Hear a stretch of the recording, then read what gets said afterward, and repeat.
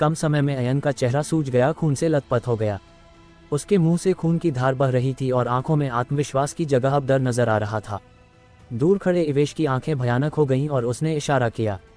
उसी पल विवन ने एक कदम आगे बढ़ाया। उसकी आकृति मंच पर उतरी और उसने सूरमास को ऊपर से नीचे की ओर घूरा, जैसे एक शिकारी अपने शिकार को ताक रहा हो।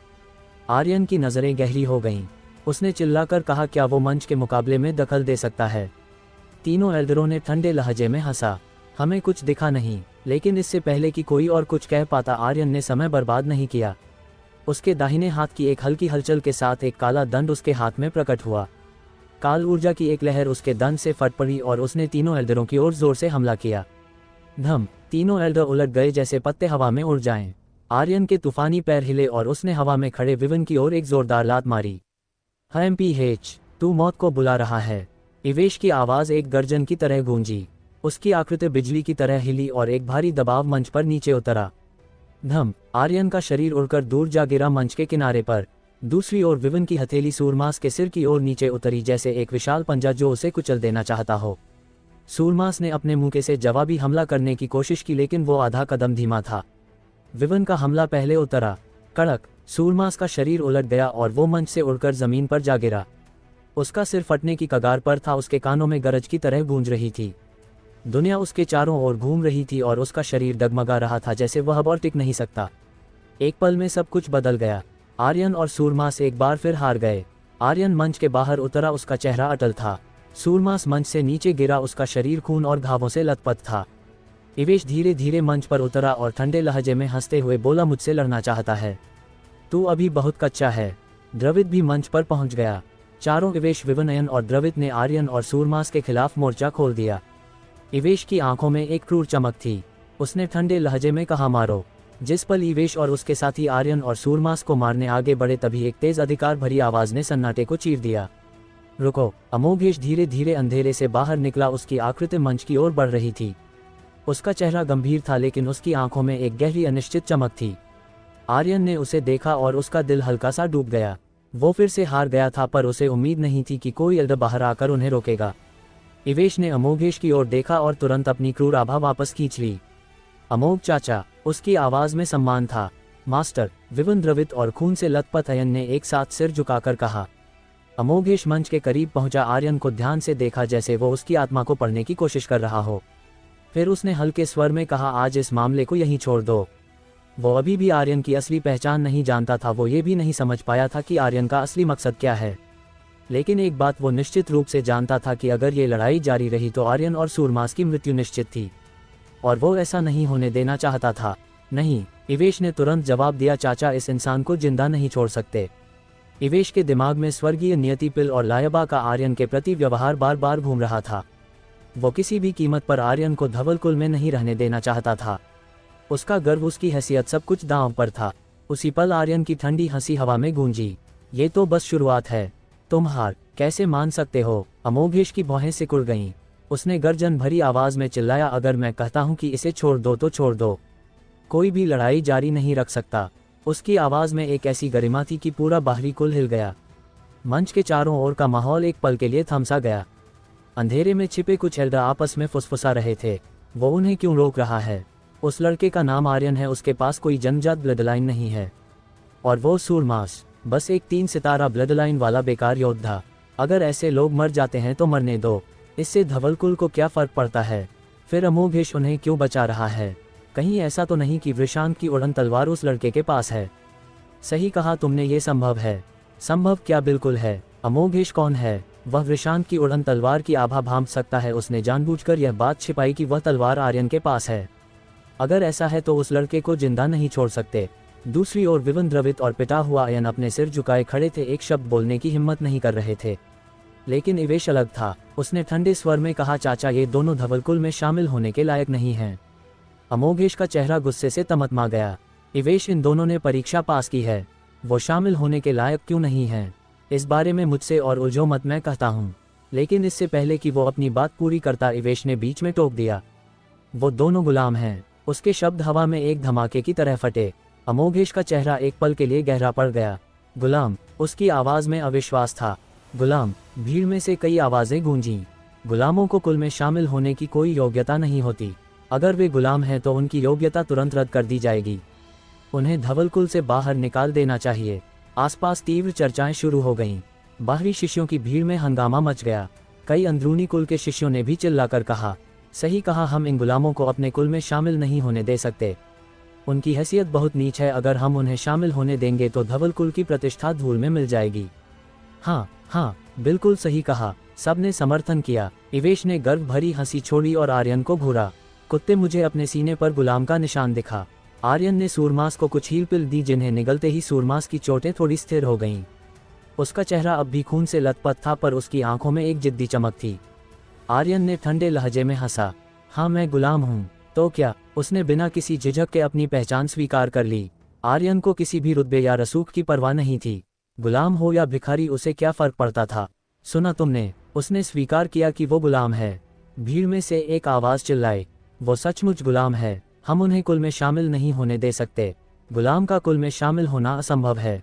अमोघेश का दिल हल्का सा डूब गया। वह गुलाम कैसे हो सकता है? उसने आर्यन को घूरते हुए पूछा, क्या तुम सच में गुलाम हो? अगर तुम मना कर दो तो कोई भी तुम्हें कपड़े उतारकर सत्यापित करने के लिए मजबूर नहीं करेगा। आर्यन ने उदारता से लेकिन एक ठंडी मुस्कान के साथ कहा, मैं गुलाम हूँ। लेकिन तो क्या? इवेश की हंसी मंच पर गूंज उठी। कुछ नहीं, बस इतना कि तुम्हारी धवलकुल में शामिल होने की औकात नहीं है। हा हा हा, निकल जाओ, धवलकुल से बाहर निकल जाओ, यहाँ गुलामों का स्वागत नहीं है। हंगामा बढ़ता जा रहा था। शिष्यों की भीड़ आर्यन और सूरमास का मजाक उड़ा रही थी।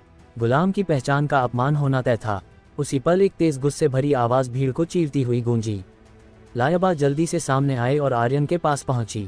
उसकी आंखों में आग थी। गुलाम होने से क्या? ये दोनों इतने ताकतवर हैं कि तुम में से कितने उनके सामने टिक सकते हो? तुम उनके सामने कचरे की तरह हो, फिर भी उन पर हंसने की हिम्मत करते हो। उनका मजाक उड़ा रहे हो। इसका मतलब तुम लोग गुलामों से भी कहीं गए गुजरे हो। लायबा की आवाज में एक ऐसी ताकत थी कि भीड़ एक पल के लिए सन रह गई। इवेश ने लायबा को घूरा, उसका चेहरा गुस्से से काला पड़ गया। धवलकुल में लायबा को सभी उसकी औरत मानते थे, लेकिन अब वह एक बाहरी गुलाम के साथ खड़ी थी। उसका गर्व चूर चूर हो रहा था। सूरमास ने लायबा को देखा और हैरानी से बोला, बॉस ये कौन है? मुझे क्यों लगता है कि मैंने इसे पहले देखा है। आर्यन ने हल्के से जवाब दिया, मैंने जो वादा किया था वो पूरा कर दिया। मैंने परीक्षा में हिस्सा लिया और मैंने इसे पास भी कर लिया। तो लेकिन इससे पहले कि वह अपनी बात पूरी करता, लायबा ने तुरंत टोक दिया, अभी नहीं, तुमने धवलकुल को संकट से नहीं बचाया। तुम अभी धवलकुल के असली शिष्य नहीं बने। अरे बाप रे, आर्यन ने मन ही मन गाली दी। मैं बस मिशन लेना चाहता था और अच्छे से काम करके चला जाना। तुम मुझसे क्या चाहती हो? वह वाकई धवलकुल में नहीं रहना चाहता था। एक कुल में शामिल होना सबसे बेकार बात। साधना के संसाधन, उसे उनकी जरूरत नहीं थी। वह क्या चाहता था? सिर्फ इंसानों और जानवरों को मारकर अनंत शक्तिशाली बनना। कुल में शामिल होने से उसे सिर्फ बंधन मिलते। जब वो बात कर रहे थे, इवेश का चेहरा और भयानक हो गया। उसकी बाहों के बीच की जगह कांप रही थी और उसकी आंखों में एक भयंकर चमक थी। अचानक उसने एक विचार के साथ चिल्लाया, नत्थु। भन, एक भनभनाहट के साथ एक काली छाया हवा में उभरी। एक तेज भयंकर पंजा सूरमास के सिर के ऊपर उतरा। उस पंजे से एक खतरनाक शक्ति निकली जो तुरंत सूरमास की ब्लडलाइन शक्ति को पागलपन से सोखने लगी। ये इतना तेज था कि सूरमास को प्रतिक्रिया करने का मौका ही नहीं मिला। उसका शरीर हिल गया और उसकी आंखों में दर्द और आश्चर्य की चमक उभरी। इवेश ने ठंडे लहजे में हंसा, ब्लडलाइन प्रतिभा, ये जल्द ही खत्म हो जाएगी। और तू? उसकी नजरें आर्यन पर टिक गईं और उसने फिर से चिल्लाया, मगरू। धम, स्वर्ग विनाश हथेली। बिना किसी चेतावनी के एक विशाल हथेली शून्य से प्रकट हुई और सीधे आर्यन के सीने पर उतरी। आर्यन का शरीर धंस गया, जैसे एक पहाड़ उस पर गिर पड़ा हो। वह सिर्फ आधा कदम पीछे हट सका, लेकिन उसकी शक्ति को रोकने की कोशिश बेकार थी। कड़क, उसके शरीर के 8 चक्र एक पल में सील हो गए। उसकी शक्ति जो अभी तक एक तूफान की तरह थी, अचानक थम गई, जैसे एक इंजन जिसमें पूरा तेल खत्म हो जाए। उसकी आभा कमजोर पड़ने लगी और वह पूरी तरह सील हो गई। इवेश ने आत्मसंतुष्ट हंसी छोड़ी, तेरी सारी शक्ति खत्म हो गई, अब तू बस एक कचरा है। उसकी नजरें लायबा पर मुड़ी। लायबा, गुलाम की हैसियत, कोई ब्लडलाइन नहीं, कोई शक्ति नहीं। अब मैं तुझसे पूछता हूँ, क्या इनमें धवलकुल में शामिल होने की योग्यता है? हाँ हाँ, लायबा का चेहरा गुस्से से लाल हो गया। इवेश, तू बहुत नीच है, उसने चिल्लाकर कहा। इवेश ने ठंडे लहजे में जवाब दिया, नीच? ये तो कमजोरों का बहाना है। कोई ब्लडलाइन प्रतिभा नहीं है ना। मैं तुझे दिखाऊंगा कि ब्लडलाइन प्रतिभा क्या होती है। आर्यन की शक्ति सील हो चुकी थी, लेकिन उसकी स्पेस रिंग अभी भी काम कर रही थी। गुलाम की हैसियत, ब्लडलाइन की शक्ति निकाल ली गई। सारी शक्तियां सील कर दी गई। क्या ये चीज़ें किसी इंसान को उसके मूल कमज़ोर रूप में वापस ला सकती थीं? शायद हाँ, लेकिन आर्यन जैसे पागलपन की हद तक पहुँचे इंसान के लिए नहीं। जितना तुम उसे दबाने की कोशिश करते उतना ही वह और भड़कता था, जैसे जंगल की आग जो राख से भी फिर से भड़क उठे। सूरमास इधर आ। आर्यन की आंखें सिकुड़ गईं और उसने इवेश की ओर देखते हुए कटार जैसे लहजे में कहा, अपनी कुत्ते जैसी आंखें खोल और साफ साफ देख। मैं आज तुझे बताऊंगा कि जन्मजात ब्लडलाइन क्या होती है। सूरमास का शरीर अभी भी दर्द से कांप रहा था। उसकी लो गज गैंडा ब्लडलाइन क्रूरता से निकाल ली गई थी। उसका शरीर जैसे ढह रहा था और उसे बहुत तकलीफ हो रही थी। आर्यन की आवाज़ सुनकर वह मुश्किल से आगे बढ़ा और बोला, बॉस हम। आर्यन ने उसे बोलने का मौका नहीं दिया और अपनी स्पेस रिंग से एक चमकती हुई रक्त लाल बूंद निकाली। इस खून की बूंद को निगल ले, ये तेरे लिए तैयार की गई ब्लडलाइन शक्ति है। भीड़ में एक हलचल मच गई। इवेश, विवन और द्रवित की आंखें सिकुड़ गईं। विवन ने ठंडे तंज भरे लहजे में हंसा, MP-H, रहस्यमयी बनने की कोशिश मत कर। 3 सितारा ब्लडलाइन भी तुझे किस्मत से मिली होगी। अगर कोई उच्च स्तरीय ब्लडलाइन होती तो क्या तेरे जैसा शून्य प्रतिभा वाला उसे खुद के लिए नहीं रखता, किसी और को दे देता? क्या तू पागल है या तुझे लगता है हम पागल हैं? इससे तो लगता है कि यह बड़ा आदमी मंदबुद्धि है जो तेरी बात मान रहा है। 3 सितारा ब्लडलाइन अच्छी थी, लेकिन उनके लिए यह कोई बड़ी बात नहीं थी। उनके पास 9 सितारा ब्लडलाइन थी जो किसी भी ब्लडलाइन को आसानी से कुचल सकती थी। इसके अलावा अगर आर्यन के पास वाकई कोई शक्तिशाली ब्लडलाइन होती तो वो उसे खुद में सम्मिलन क्यों नहीं करता, किसी और को दे देता? क्या दुनिया में ऐसा निस्वार्थ व्यक्ति भी होता है? विवन को इस पर यकीन नहीं था। बिल्कुल सही कहा, इवेश ने हंसी के साथ समर्थन किया। क्या तू खुद बिना किसी ब्लडलाइन के रहता? रुको, कहीं ऐसा तो नहीं कि तू इस मंदबुद्धि को प्रयोग के लिए इस्तेमाल कर रहा है ना? नत्थु और मगरू खामोश रहे। जब तक उन्हें आदेश नहीं मिलता वो कोई कदम नहीं उठाते। अमोघेश भी आर्यन को उत्सुकता से देख रहा था। आर्यन ने मुस्कुराकर कहा, तो अपनी कुत्ते जैसी आंखें खोल और अच्छे से देख। सूरमास का चेहरा गुस्से से लाल था।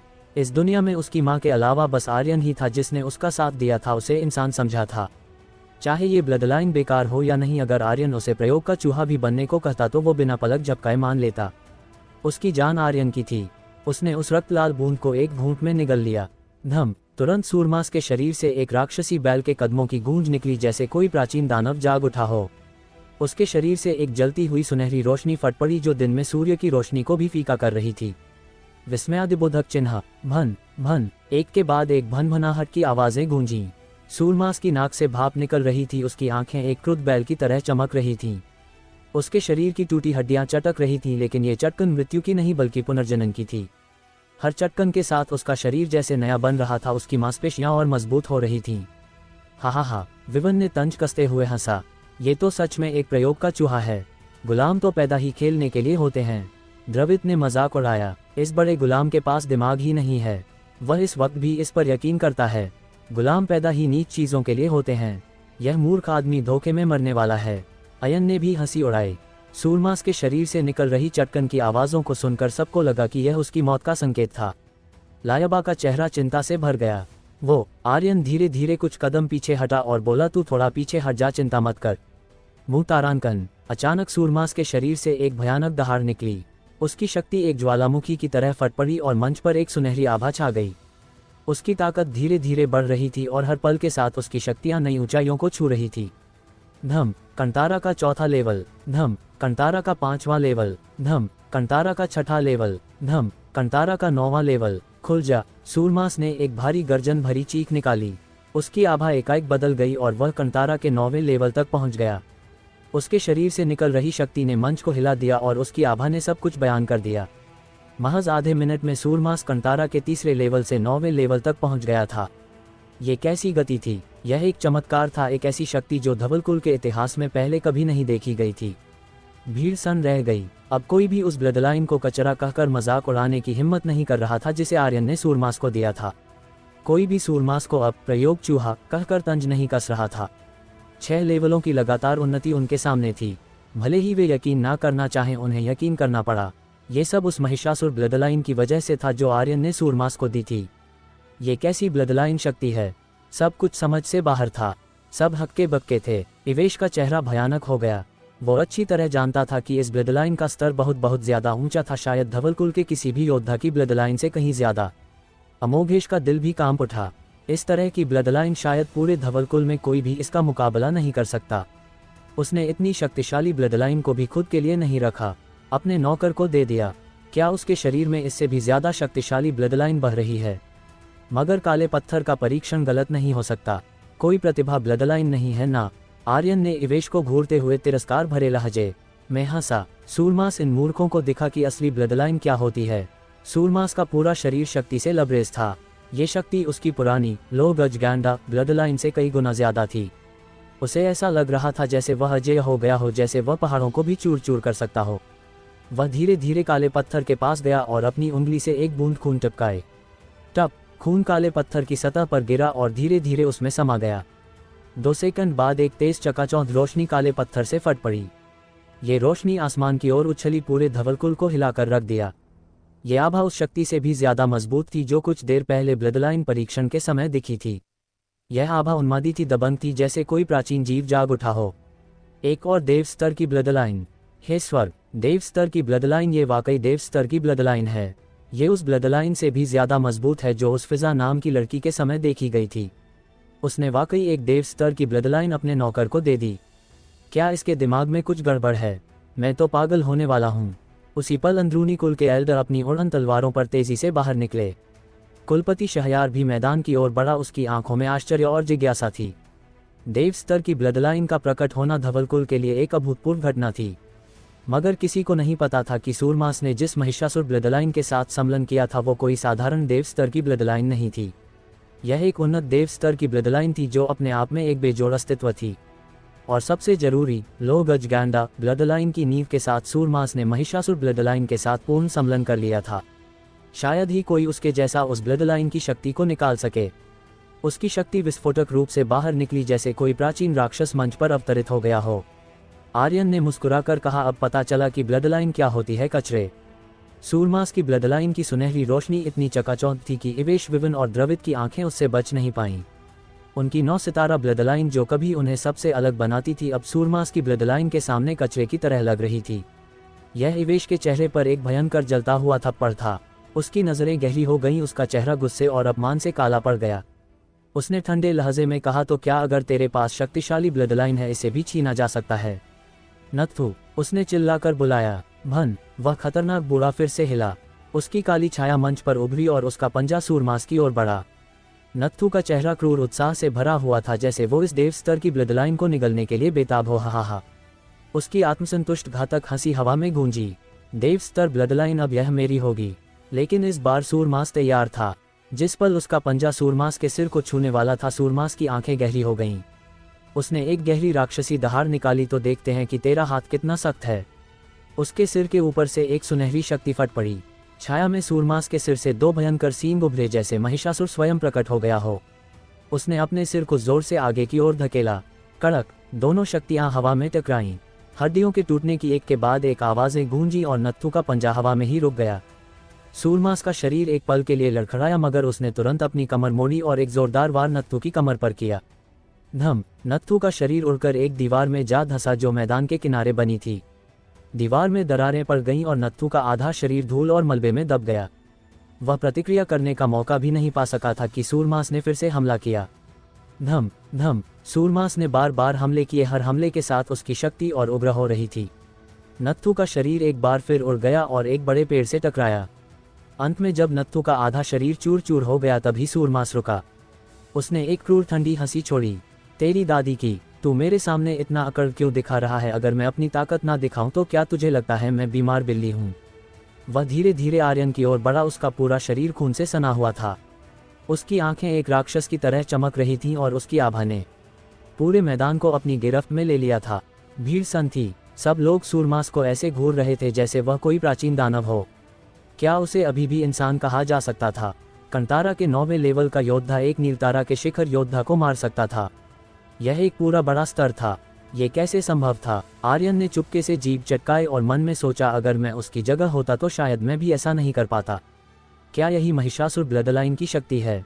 38 करोड़ पॉइंट्स की ताकत, कमाल, जबरदस्त, पागलपन। वो हंसा। हा, उसे जरा भी पछतावा नहीं था।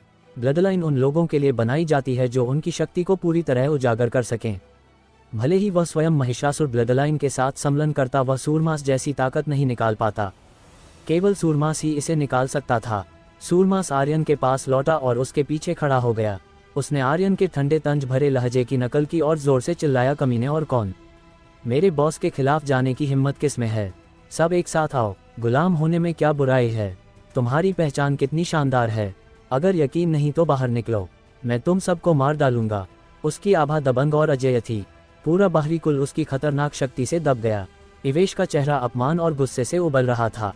उसने कभी भी नहीं सोचा था कि उसका रक्षक नत्थु एक गुलाम के हाथों मारा जाएगा। ये ब्लडलाइन कितनी मजबूत थी, ये सवाल हर किसी के दिमाग में गूंज रहा था। कंतारा के 9वें लेवल का योद्धा चाहे कितना भी मजबूत हो ऐसा कारनामा नहीं कर सकता था। लेकिन सूरमास ने जो ताकत दिखाई वो पूरी तरह महिषासुर ब्लडलाइन की थी। उसने आखिर किस स्तर की ब्लडलाइन के साथ सम्मिलन किया था, और सबसे हैरानी की बात, क्या आर्यन ने वाकई इसे उसे दे दिया था? क्या दुनिया में सचमुच ऐसा मूर्ख व्यक्ति था जो एक देव स्तर की ब्लडलाइन को खुद में सम्मिलन करने के बजाय अपने नौकर को दे देता है? भीड़ को अब पूरी दुनिया पर शक होने लगा था। आर्यन के होठों पर एक हल्की मुस्कान उभरी। अब समझ आया कि असली ब्लडलाइन क्या होती है, कचरों। उसने तीखी नजरों से इवेश को घूरते हुए कहा, क्या तुम सब अपने घमंड में चूर नहीं हो? अपने आप को आसमान का तारा नहीं समझते? गुलामों को कीड़ा मकोड़ा नहीं समझते? तो अब बताओ कौन आएगा सामने? कौन लड़ेगा सूरमास से? हिम्मत है तो निकलो ए महान प्रतिभाओं। उसकी आवाज हर शब्द के साथ और गहरी और दहाड़ती हुई गूंजने लगी, जैसे उसने अपने दिल का सारा गुस्सा, सारा अपमान एक साथ उड़ेल दिया। सूरमास ने एक कदम आगे बढ़ाया और इवेश को ऐसी नजरों से घूरा जैसे उसकी आंखों में आग जल रही हो। कहाँ गया तेरा घमंड इवेश? बोल, अब बोल। इवेश का दबाव तुरंत टूट गया। सूरमास की उस घूर के नीचे वो बोल भी नहीं पा रहा था। पहले कभी ऐसा नहीं हुआ था। उसकी 9 सितारा ब्लडलाइन जिस पर उसे इतना गर्व था, अब सूरमास की ब्लडलाइन के सामने बौनी लग रही थी। सूरमास ने अपनी नजरें घुमाई और अयन और विवन को घूरा। पिछली बार तुम दोनों थे, अब तुम दोनों एक साथ आओ। अयन और विवन ने एक साथ कदम पीछे खींच लिए। उनकी आंखों में डर साफ झलक रहा था। सूरमास की ओर देखने की हिम्मत तक उनमें नहीं थी, खासकर अयन में, जिसे सूरमास ने पहले ही मंच पर रौंद दिया था। इवेश की आंखें ठंडी पड़ गईं और उसके दिल में हत्या की आग और भड़क उठी। लेकिन इससे पहले कि वो कुछ कह पाता, अमोघेश ने शांत लेकिन गहरे लहजे में कहा, इस झगड़े को यहीं खत्म करो, चाहे तुम कोई भी हो, तुम अब धवलकुल के। रुको। अमोघेश के बोलने से पहले ही एक नई आवाज गूंजी। अंदरूनी कुल का एक एल्डर तिलक धीरे धीरे आगे आया। उसकी आंखों में एक चालाक चमक थी। ग्रेट एल्डर, उसने शांत मगर कटाक्ष भरे लहजे में कहा, धवलकुल का नियम है कि गुलामों को कुल में शामिल होने की इजाजत नहीं है। आप ग्रेट एल्डर हैं, क्या आपको ये याद नहीं? अमोघेश की भौहें सिकुड़ गईं। एल्डर तिलक, तुम मेरे काम में दखल ना दो तो बेहतर है। हा, तिलक ने एक ठंडी हंसी छोड़ी। मैं भला ग्रेट एल्डर के काम में दखल देने की हिम्मत कैसे कर सकता हूँ? मगर कुल के एक एल्डर के नाते जब ग्रेट एल्डर कुछ गलत कर रहा हो तो मुझे बोलना का हक है। अमोघेश का चेहरा गुस्से से लाल हो उठा। कुल को अभी ताकतवर लोगों की जरूरत है। सूरमास ने जो ब्लडलाइन की शक्ति दिखाई वो इसे साबित करने के लिए काफी है। कुल के नियम इंसानों ने बनाए हैं तो इंसान उन्हें बदल भी सकते हैं। ये दोनों दुर्लभ प्रतिभाएं हैं जो हमारे कुल की जड़ों को और मजबूत करेंगी। तिलक ने चालाकी से मुस्कुराते हुए जवाब दिया, मैंने उस नौजवान की ब्लडलाइन की ताकत देखी, वाकई वो गजब की है। उसके लिए नियम तोड़ने में बुराई नहीं है, मैं मानता हूँ। उसने एक पल रुककर आर्यन की ओर देखा, लेकिन इसका क्या? सबकी नज़रें एक बार फिर आर्यन पर टिक गईं। भीड़ में सन्नाटा छा गया। हर किसी के मन में एक ही सवाल था, हाँ, सूरमास की ब्लडलाइन तो गजब की है, वो सब कुछ ढक लेती है, लेकिन आर्यन? शून्य स्तर की ब्लडलाइन, कोई खास प्रतिभा नहीं। ऐसे इंसान का क्या होगा? सूरमास ने तुरंत दहाड़ते हुए कहा, मेरा बॉस अजेय है। अगर तुम उसे कुल में नहीं लोगे तो मैं भी तुम्हारे कुल का हिस्सा नहीं बनूंगा। तिलक फिर से बोला, ग्रेट एल्डर, आप ये तो नहीं कह सकते कि ये लड़का भी देव स्तरीय ब्लडलाइन वाला है ना? एक ऐसे घटिया गुलाम के लिए नियम तोड़ना, क्या आप सच में ऐसा करना चाहते हैं? अमोघेश की आंखों में एक खतरनाक चमक उभरी। तिलक ने हंसते हुए आर्यन को घूरा, लड़के, धवलकुल कोई मच्छी बाजार नहीं है जहां कोई भी घुस जाए, खासकर तेरे जैसा नीच गुलाम। अगर तू चाहता है कि ग्रेट एल्डर तेरे लिए नियम तोड़े तो पहले अपनी ब्लडलाइन की ताकत दिखा। उसने ठंडी हंसी छोड़ी। अगर तू ऐसा नहीं कर पाया तो तिलक की आंखें खून की प्यास से चमक उठीं। तूने धवलकुल के शिष्यों को मारा है, तू यहाँ से जिंदा नहीं जाएगा। इवेश ने गर्व भरी हंसी छोड़ी। आर्यन, आज तू मौत के मुंह से बच नहीं सकता। हा, चल फिर से अपनी प्रतिभा दिखा। आर्यन जानता था कि उसके शरीर में कर्सर ब्लडलाइन बह रही थी, लेकिन इसका स्तर क्या था, ये रहस्य उसके लिए भी अनजान था। कुछ देर पहले जब काले पत्थर ने उसकी ब्लडलाइन को शून्य दिखाया था तो उसे लगा था कि शायद उसकी कर्सर ब्लडलाइन इतनी कमजोर है कि पत्थर उसे पढ़ नहीं पाया। पूर्वज, तुमने कहा कि मेरी ब्लडलाइन अद्वितीय है, बेजोड़ है, लेकिन क्या यही तुम्हारा अद्वितीय है? उसने मन ही मन सोचा और उसके चेहरे पर एक कड़वी मुस्कान तैर गई। उसने अपनी स्पेस रिंग में बचे पॉइंट्स की जांच की। वह एक देव स्तर की ब्लड लाइन खरीदना चाहता था, लेकिन उसके पास पर्याप्त पॉइंट्स नहीं थे, यहाँ तक कि एक 2 सितारा ब्लड लाइन के लिए भी नहीं। कमीने, जाकर परीक्षण कर, फिर से परीक्षण कर। तूने तो बहुत डींगे मारी थी कि तू कितना शक्तिशाली है।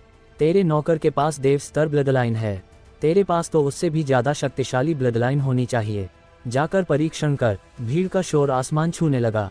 आर्यन की चुप्पी ने उन्हें और भड़का दिया था। वे चाहते थे कि वह काले पत्थर के सामने जाकर अपनी बेइज्जती करवाए।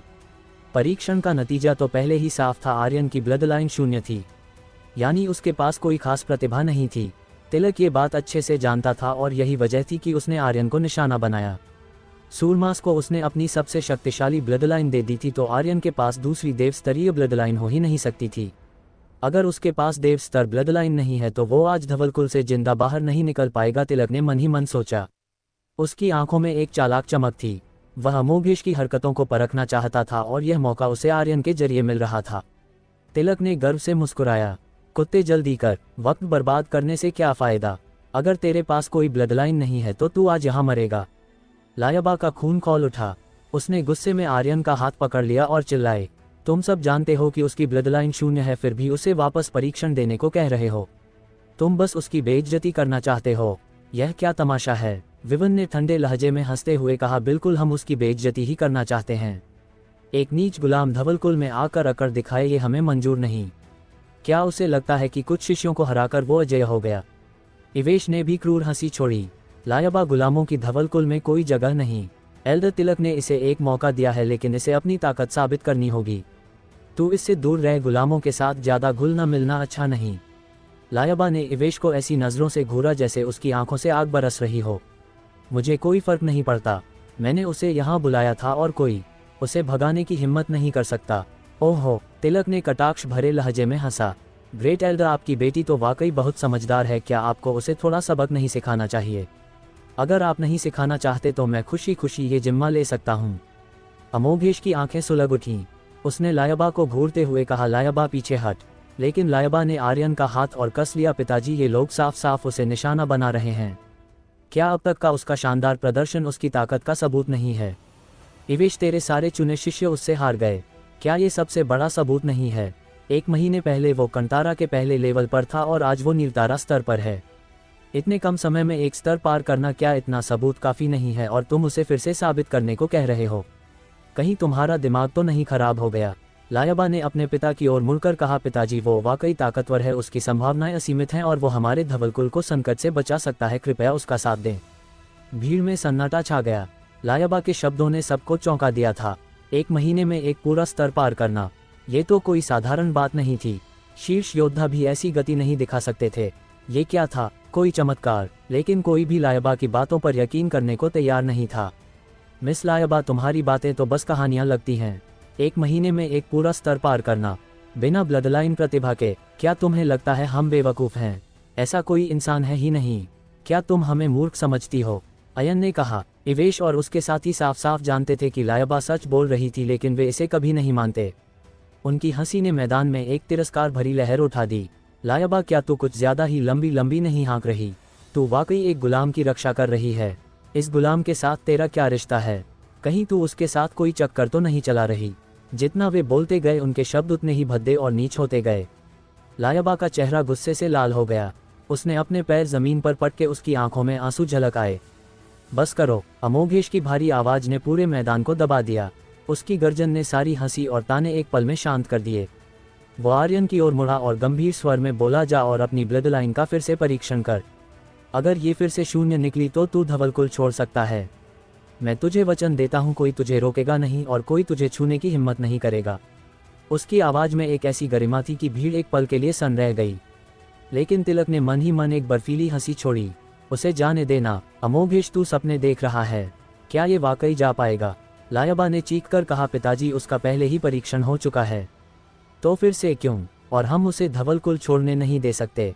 वो हमारे लिए। चुप कर। अमोघेश ने उसे घूरते हुए डांटा। आर्यन ने आज जो किया वो वाकई बहुत ज्यादा था। उसने कई प्रतिभाशाली शिष्यों को मार दिया, यहाँ तक कि बाहरी और अंदरूनी कुल के एल्डरों को भी नाराज कर दिया। सबसे बड़ी बात, उसने इवेश को ललकारा था। अमोघेश किसी और से बेहतर जानता था कि इवेश का रुतबा क्या था। उसकी पीठ के पीछे की ताकत इतनी भयानक थी कि कुलपति शहरयार को भी उसके सामने झुकना पड़ता था। आर्यन का धवलकुल में रहना अब खतरनाक था। अमोघेश के पास कोई और रास्ता नहीं था। उसे लगता था कि आर्यन का यहाँ से चले जाना ही बेहतर था। सूरमास ने तुरंत दहाड़ कर कहा, बॉस ये लोग तुझे तंग कर रहे हैं। बस एक कुल की तो बात है ना, अगर तू यहाँ नहीं रुकना चाहता तो मत रुक, चल हम कहीं और जाएंगे। ये लोग साफ साफ आर्यन को अपमानित करना चाहते थे, लेकिन सूरमास की नई शक्ति भी उनके सामने कुछ नहीं थी, इसलिए उसे मजबूरन अपना गुस्सा दबाना पड़ा। अगर तू अपनी ब्लडलाइन का परीक्षण नहीं करेगा तो तुम दोनों में से कोई भी यहाँ से नहीं जा पाएगा, तिलक ने ठंडे लहजे में कहा। उसकी आंखों में खून की प्यास चमक रही थी। तुरंत सारे बाहरी शिष्यों ने एक कदम आगे बढ़ाया। उनकी आंखों में क्रूरता थी, जैसे वे आर्यन और सूरमास को कुचलने को तैयार हों। तुम्हें अगर लड़ना है तो सब आ जाओ, मैं तुमसे डरता नहीं। सूरमास ने उन्हें घूरते हुए दहाड़ा। उसने एक कदम पीछे लिया और उसकी सुनहरी आभा फिर से फट पड़ी, जैसे कोई राक्षस जाग उठा हो। लड़ाई। वे सूरमास को हराने की हिम्मत नहीं कर सकते थे, लेकिन ये धवलकुल था और अंदरूनी कुल के एल्डर उन्हें आसानी से रौंद सकते थे बिना हिलने डुलने की इजाज़त दिए। इस दौरान आर्यन के भीतर एक अजीब सी आग सुलग रही थी। भले ही उसकी शक्ति सील कर दी गई थी, लेकिन उसके दिल में एक अनजानी इच्छा जाग रही थी। ये इच्छा उसे काले पत्थर की शक्ति को सोखने के लिए उकसा रही थी। जब सूरमास ने अपनी महिषासुर ब्लडलाइन की खून की बूंद टिपकाई थी, तब यह इच्छा और तेज हो गई थी। काले पत्थर से निकलने वाली चमक और भी चकाचौंध हो उठी थी। यह इच्छा उसे लगातार ललकार रही थी। यह ऐसा था जैसे कोई लड़की उसकी जांघ को सहला रही हो, उसकी जांघ के आधार पर आगे पीछे घूम रही हो, धीरे धीरे रगड़ रही हो और उसकी सबसे प्रारंभिक इच्छा को लगातार उकसा रही हो। अब वह और बर्दाश्त नहीं कर सकता था। आर्यन काले पत्थर के सामने गया और एक गहरी सांस ली। लायबा ने उसका हाथ पकड़कर पीछे खींचा। उसकी आंखों में चिंता की लहरें थीं।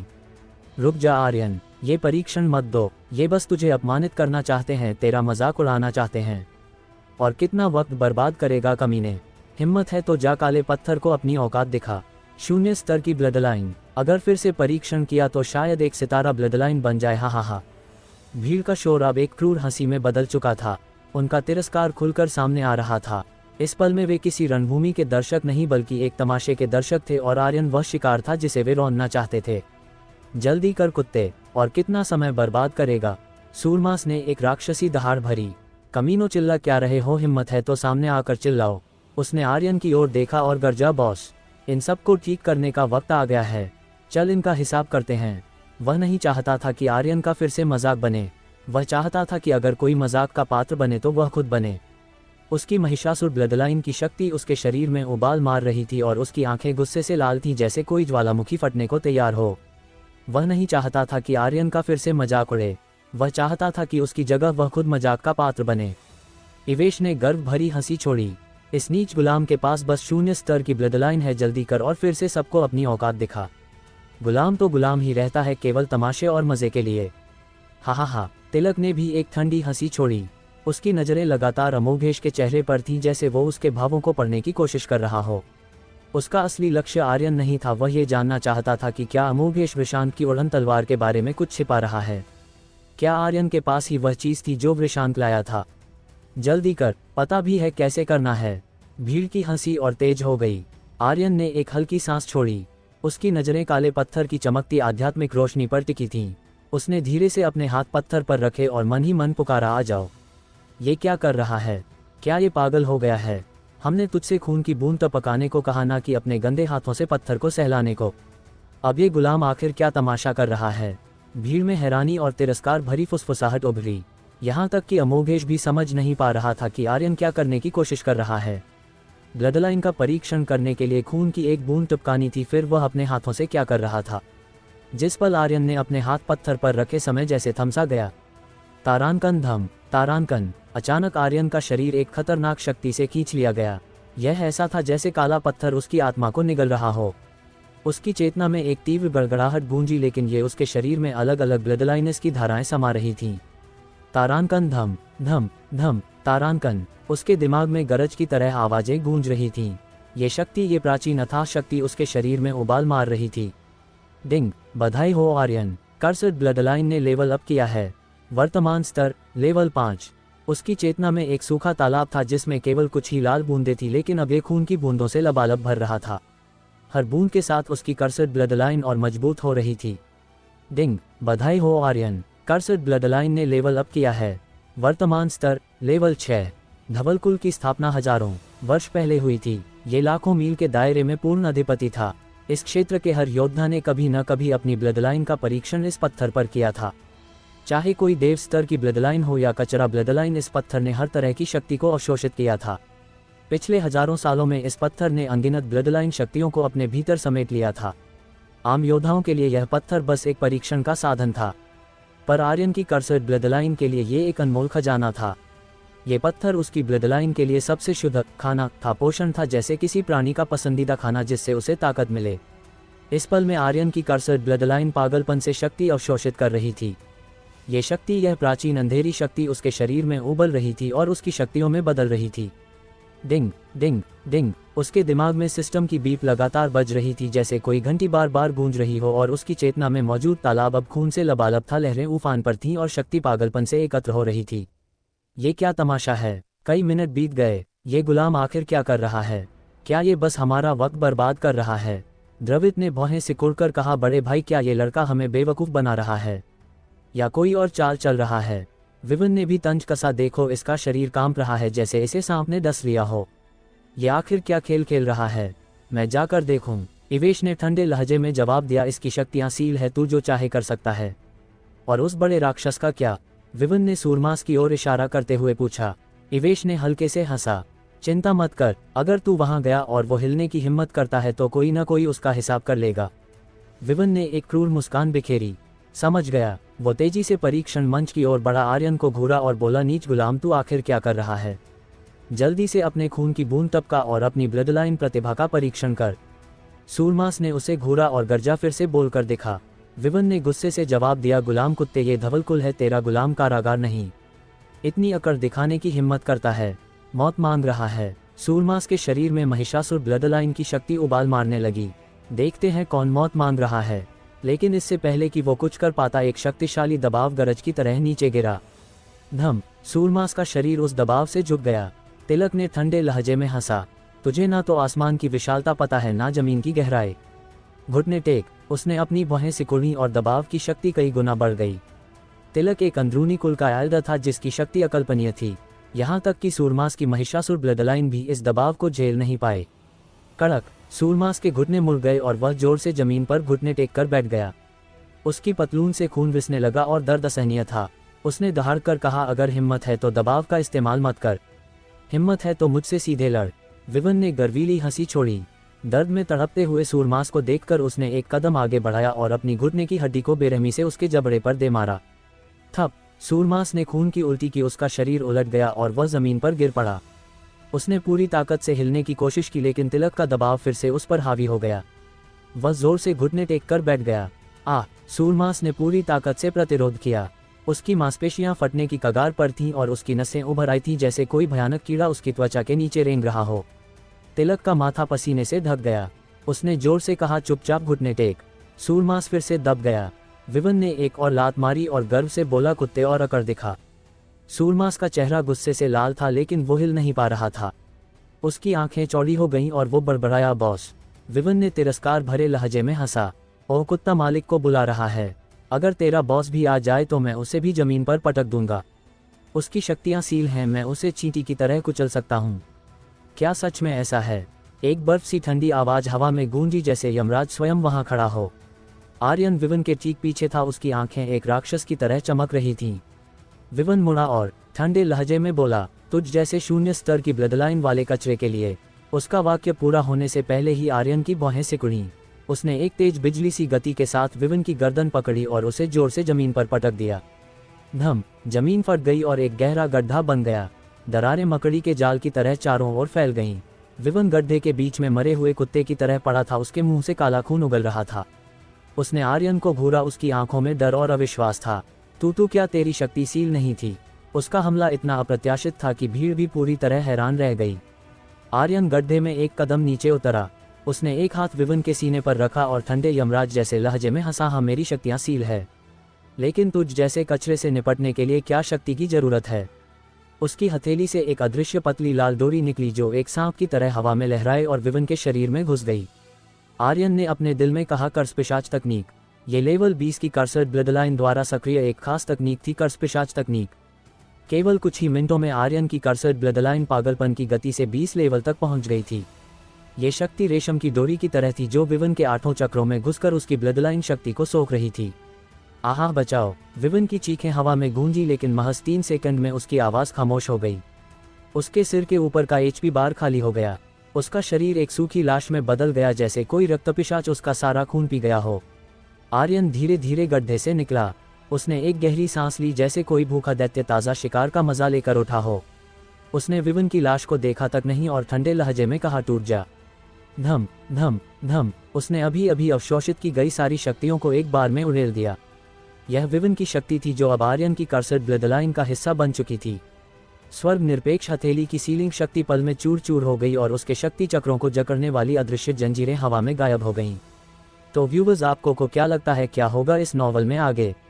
ये जानने के लिए सुनते रहिए स्पिरिट वर्ल्ड के अगले चैप्टर सिर्फ और सिर्फ हमारे चैनल रोज बस पर।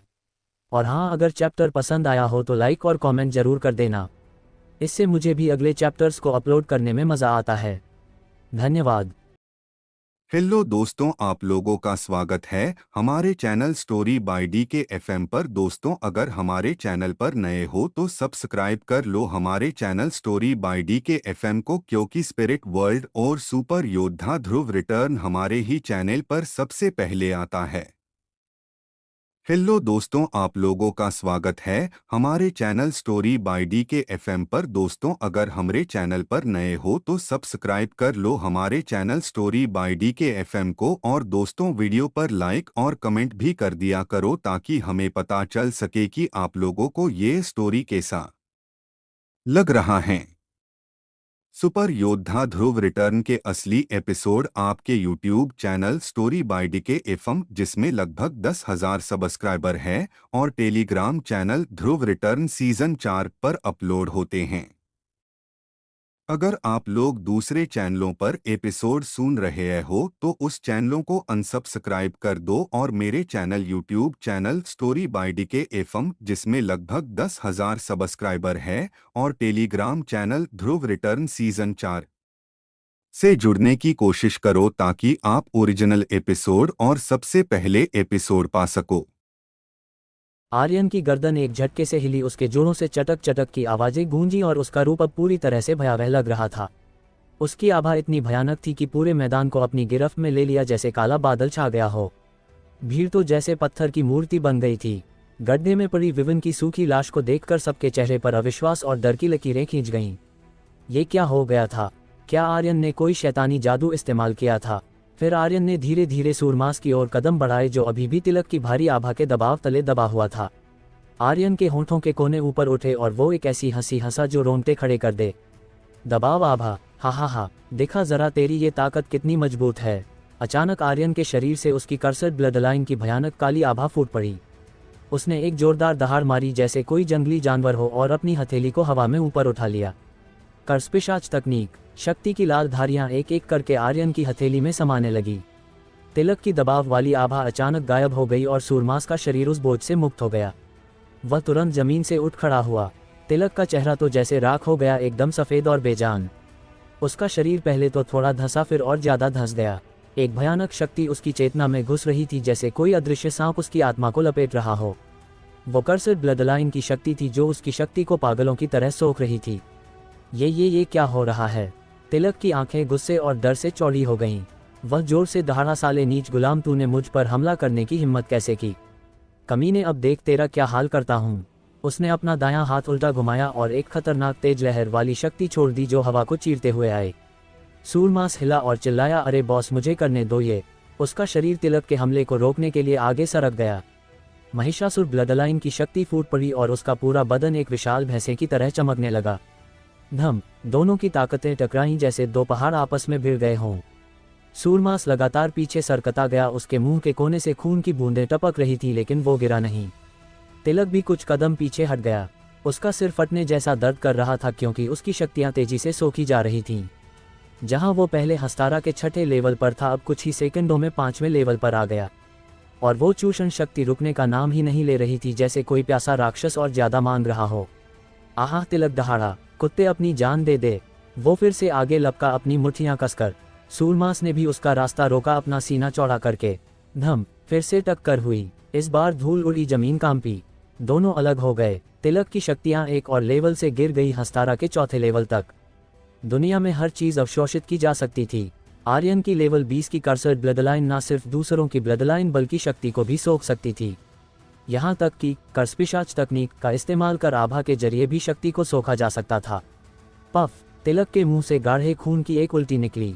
उसने आर्यन को घूरा और कहा, कमीने, तू आखिर चाहता क्या है? आर्यन ने एक भयावह ठंडी हंसी छोड़ी। कुछ नहीं। क्या तुझे दूसरों को घुटने टेकवाना पसंद नहीं है? अब मेरे लिए जमीन पर घुटने टेक। तिलक ने गुस्से से घूरा। नीच गुलाम, तेरी इतनी औकात नहीं है कि मुझे घुटने टिकवाए। इतना कहकर वो फिर से आगे बढ़ा। सूरमास ने भी उसे रोका। धम, फिर टक्कर। इस बार सूरमास थोड़ा हिला लेकिन तिलक ज्यादा पीछे धकेला गया। आर्यन ने मुस्कुराकर कहा, हस्तारा का तीसरा लेवल। तिलक अपनी शक्तियों को रोकने की कोशिश कर रहा था लेकिन वो चूषण शक्ति इतनी मजबूत थी कि विरोध करना नामुमकिन था। सिर्फ आधे मिनट में उसकी 3 लेवल की शक्तियां गायब हो गई। एक योद्धा के लिए यह अपनी जान खोने से भी बदतर था, जैसे कोई अपना सब कुछ लुटा रहा हो। सूरमास ने अपने मुंह के कोने से खून पोंछा और हंसा। बूढ़े, फिर से आ। अभी तूने दबाव से कुचला था ना, अब फिर से आ और ताकत का मजा चख। हा। तिलक ने चिल्लाकर कहा, तुम सब हमला करो, इन दोनों गुलामों को मार डालो। लेकिन आर्यन की नजरें घूमी और वो ठंडे लहजे में बोला, अगर अपनी शक्ति खोने का डर नहीं है तो आ जाओ। मैं तुम सबको कंतारा के पहले लेवल तक पहुंचा दूंगा, मेरा वादा है। आओ, हिम्मत है तो आजमाओ, देखो कैसे तुम्हें सोख कर खत्म करता हूँ। भीड़ सन रह गई। हर कोई डर के मारे पीछे हट गया। शक्ति उनके लिए जीवन थी और एक लेवल खोना भी उनके लिए असहनीय था। तिलक ने अमोघेश की तरफ देखा और कहा, ग्रेट एल्डर, मदद करो मेरी। अमोघेश ने ठंडे लहजे में जवाब दिया, क्या तू ही उसकी प्रतिभा नहीं देखना चाहता था? अगर तू इसे खुद अनुभव कर सके तो यह और भी अच्छा होगा। लायबा ने हंसते हुए कहा, एल्डर तिलक, नीलतारा के पहले लेवल का योद्धा तुझे कुचल रहा है, यही सबूत है। अगर वो कचरा है तो तू क्या है? कचरे का राजा। खी। तिलक का सिर आग की तरह जल रहा था। धम, अचानक तिलक ने चुपके से आर्यन पर हमला कर दिया। उसकी गति इतनी तेज थी कि हवा में सीटी जैसी आवाज गूंजी, जैसे कोई तीर छूटा हो। वो सीधे आर्यन के सीने पर वार करने जा रहा था। सूरमास का दिमाग सीधा साधा था। उसे उम्मीद नहीं थी कि तिलक छिपकर हमला करेगा। उसकी प्रतिक्रिया थोड़ी देर से हुई और वो जोर से चिल्लाया, बॉस संभलो, खतरा। लेकिन इस पल में आर्यन के दिमाग में एक सूचना गूंजी। डिंग, अवशोषण पूर्ण। कर्सपिशाच तकनीक की एक सीमा थी। ये नीलतारा स्तर के योद्धाओं की शक्ति को आसानी से सोख सकती थी, लेकिन हस्तारा स्तर के योद्धाओं की सारी शक्ति अवशोषित करना मुश्किल था। लेकिन एक और बात थी, अवशोषण के बाद विस्फोट भी होता था। किसी भी ब्लडलाइन को अवशोषित कर कर्सर ब्लडलाइन खुद को मजबूत बनाती थी, लेकिन अन्य शक्तियों को उसी की दोगुनी ताकत से विस्फोट करती थी। आर्यन ने अचानक अपनी हथेली उठाई और कहा, कुत्ते, चुपचाप जमीन पर घुटने टेक। तिलक की हस्तारा स्तर की शक्तियां, जो उसकी सबसे बड़ी ताकत थीं, अब 3 लेवल से कम हो चुकी थीं। वो अब बस हस्तारा के तीसरे लेवल पर था। एक योद्धा के लिए ये किसी बुरे सपने से कम नहीं था। जैसे ही उसने वार किया, आर्यन ने अपनी हथेली नीचे पटक दी, जिससे एक खतरनाक काली लाल शक्ति निकली, मानो एक विशाल ढक्कन आसमान से नीचे पटक दिया गया हो। टनों शक्ति तिलक के शरीर पर फट पड़ी। हवा में धूल और कंकड़ उड़ने लगे और जमीन में दरारें पड़ गईं। तिलक की वो शक्ति जो उसने गर्भ से छोड़ी थी, दुगने रूप से उसी पर गिरी। उसका शरीर एक पल के लिए हवा में लटका, फिर धड़ाम से जमीन पर आ गिरा। घुटने टेकते हुए वो आर्यन के सामने बैठ गया, जैसे कोई पत्थर का बुत गिर पड़ा हो। क्रैक, उसके घुटनों की हड्डियां चटक गईं, खून रिसने लगा और जमीन पर लाल धब्बे बन गए। तिलक ने एक खून खराब चीख मारी। उसकी आवाज में दर्द और अपमान भरा था। अह, कमीने। आर्यन उसके सामने खड़ा था। उसकी आंखों में ठंडी चमक थी। वो हल्के से मुस्कुराया और बोला, तो कैसा लग रहा है घुटने टेकना? मजा आ रहा है ना तिलक जी? पूरा मैदान सन्नाटे में डूब गया। लोग सांस रोककर देख रहे थे, जैसे कोई अनहोनी हो गई हो। अमोघेश का चेहरा भी बदल गया। उसके होंठ सिकुड़ गए, आंखें संकुचित। ये शक्ति, ये तो बिल्कुल आर्यन की अपनी नहीं थी। फिर भी वो इसे पूरी तरह काबू कर रहा था, जैसे कोई जादूगर अपनी जादू की छड़ी हिलाता हो। और सबसे हैरानी की बात, तिलक की शक्तियां फटने के बाद भी नहीं लौट रही थी। उसका हस्तारा के छठे लेवल से तीसरे लेवल तक का पतन, ये कोई मामूली बात नहीं थी। अमोघेश के दिमाग में बस एक शब्द गूंज रहा था, राक्षसी कला। उसने ऐसी तकनीक ना कभी सुनी थी, न देखी। ये क्या था? कोई शक्ति जो दूसरों की शक्ति को सोख ले और उसे उसी के खिलाफ विस्फोट कर दे। ये तो किसी शैतानी जादू से कम नहीं था। भीड़ अब तक सदमे से नहीं उभरी थी। एक अंदरूनी कुल एल्डर बस ऐसे ही आर्यन के सामने घुटने टेक रहा था। ये बहुत अविश्वसनीय था, जैसे कोई सपना हो। केवल सूरमास और लायबा बेहद उत्साहित थे। आर्यन ने तिलक को ठंडे लहजे में देखा और हंसा, अब भी मुझे अपनी ब्लडलाइन का परीक्षण करने की जरूरत है। बोल कचरे। तिलक के पैर कांप रहे थे। दर्द इतना था कि उसका चेहरा मुड़ गया, लेकिन उसकी आंखों में गुस्सा अभी भी जल रहा था। उसने अपने घुटनों पर जोर दिया, दांत पीसते हुए खड़ा होने की कोशिश की। बस तभी आर्यन ने अपना दायां हाथ खोला। उसके हाथ में असुरा ब्लेड चमकी, जिसकी नोक से हल्की सी काली धुंध निकल रही थी। उसने ब्लेड को तिलक की गर्दन की धमनी पर रख दिया और ठंडे लहजे में बोला, हिम्मत है तो खड़ा होकर दिखा कुत्ते। मैदान एक बार फिर से शांत हो गया। तिलक की सांसें तेज चल रही थीं। उसने वापस उठने की कोशिश नहीं की और गुस्से में दांत पीसते हुए घुटने टेक लिए, लड़के हद में रहे, ये धवलकुल है, तूने मुझे मारा तो तेरा बचना मुश्किल है। आर्यन ने ठंडे लहजे में मुस्कुराया, अब भी मुझे धमकी दे रहा है। उसकी आंखों में अचानक हत्या की मंशा चमकी। असुरा ब्लेड हल्का सा हिला और वो दहाड़ा, मुझे धमकी देने वालों से सख्त नफरत है। ब्लेड नीचे की ओर बढ़ा, इतनी तेजी से कि हवा में तीखी सीटी गूंजी। तिलक की आंखें फैल गईं, वो हिल भी नहीं पाया। अमोघेश, लायबा और बाकी सब स्तब्ध।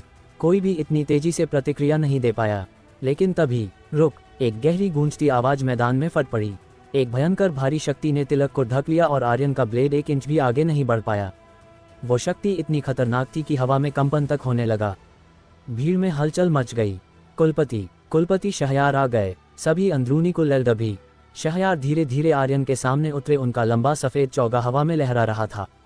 उनकी आंखें आर्यन पर टिकी थी, ठंडी लेकिन गहरी। क्या अब रुक सकते हो लड़के? उन्होंने अपनी एक उंगली से असुरा ब्लेड की नोक पकड़ी और हल्के से हिलाया। झनन, ब्लेड आर्यन के हाथ से छूट गया और उड़कर दूर दीवार में जा धंसा जैसे कोई तीर। ये थी एक उंगली की शक्ति, फिर भी इतनी भयानक। ये कहना होगा कि उसके सामने धवलकुल का कुलपति बेहद शक्तिशाली था। आर्यन की भौहें सिकुड़ गईं। सूरमास तुरंत उसके बगल में आ खड़ा हुआ, तैयार जैसे कोई जंग शुरू होने वाली हो। तिलक ने मौका देखकर तुरंत उठने की कोशिश की। कुलपति, इस गुलाम ने हमारे कई प्रतिभाशाली शिष्यों को मार डाला। मैं सुझाव देता हूं कि इसे अभी। शहयार ने उसे अनदेखा किया। उनकी नजरें आर्यन पर थीं। धवलकुल में आने का तेरा मकसद क्या है?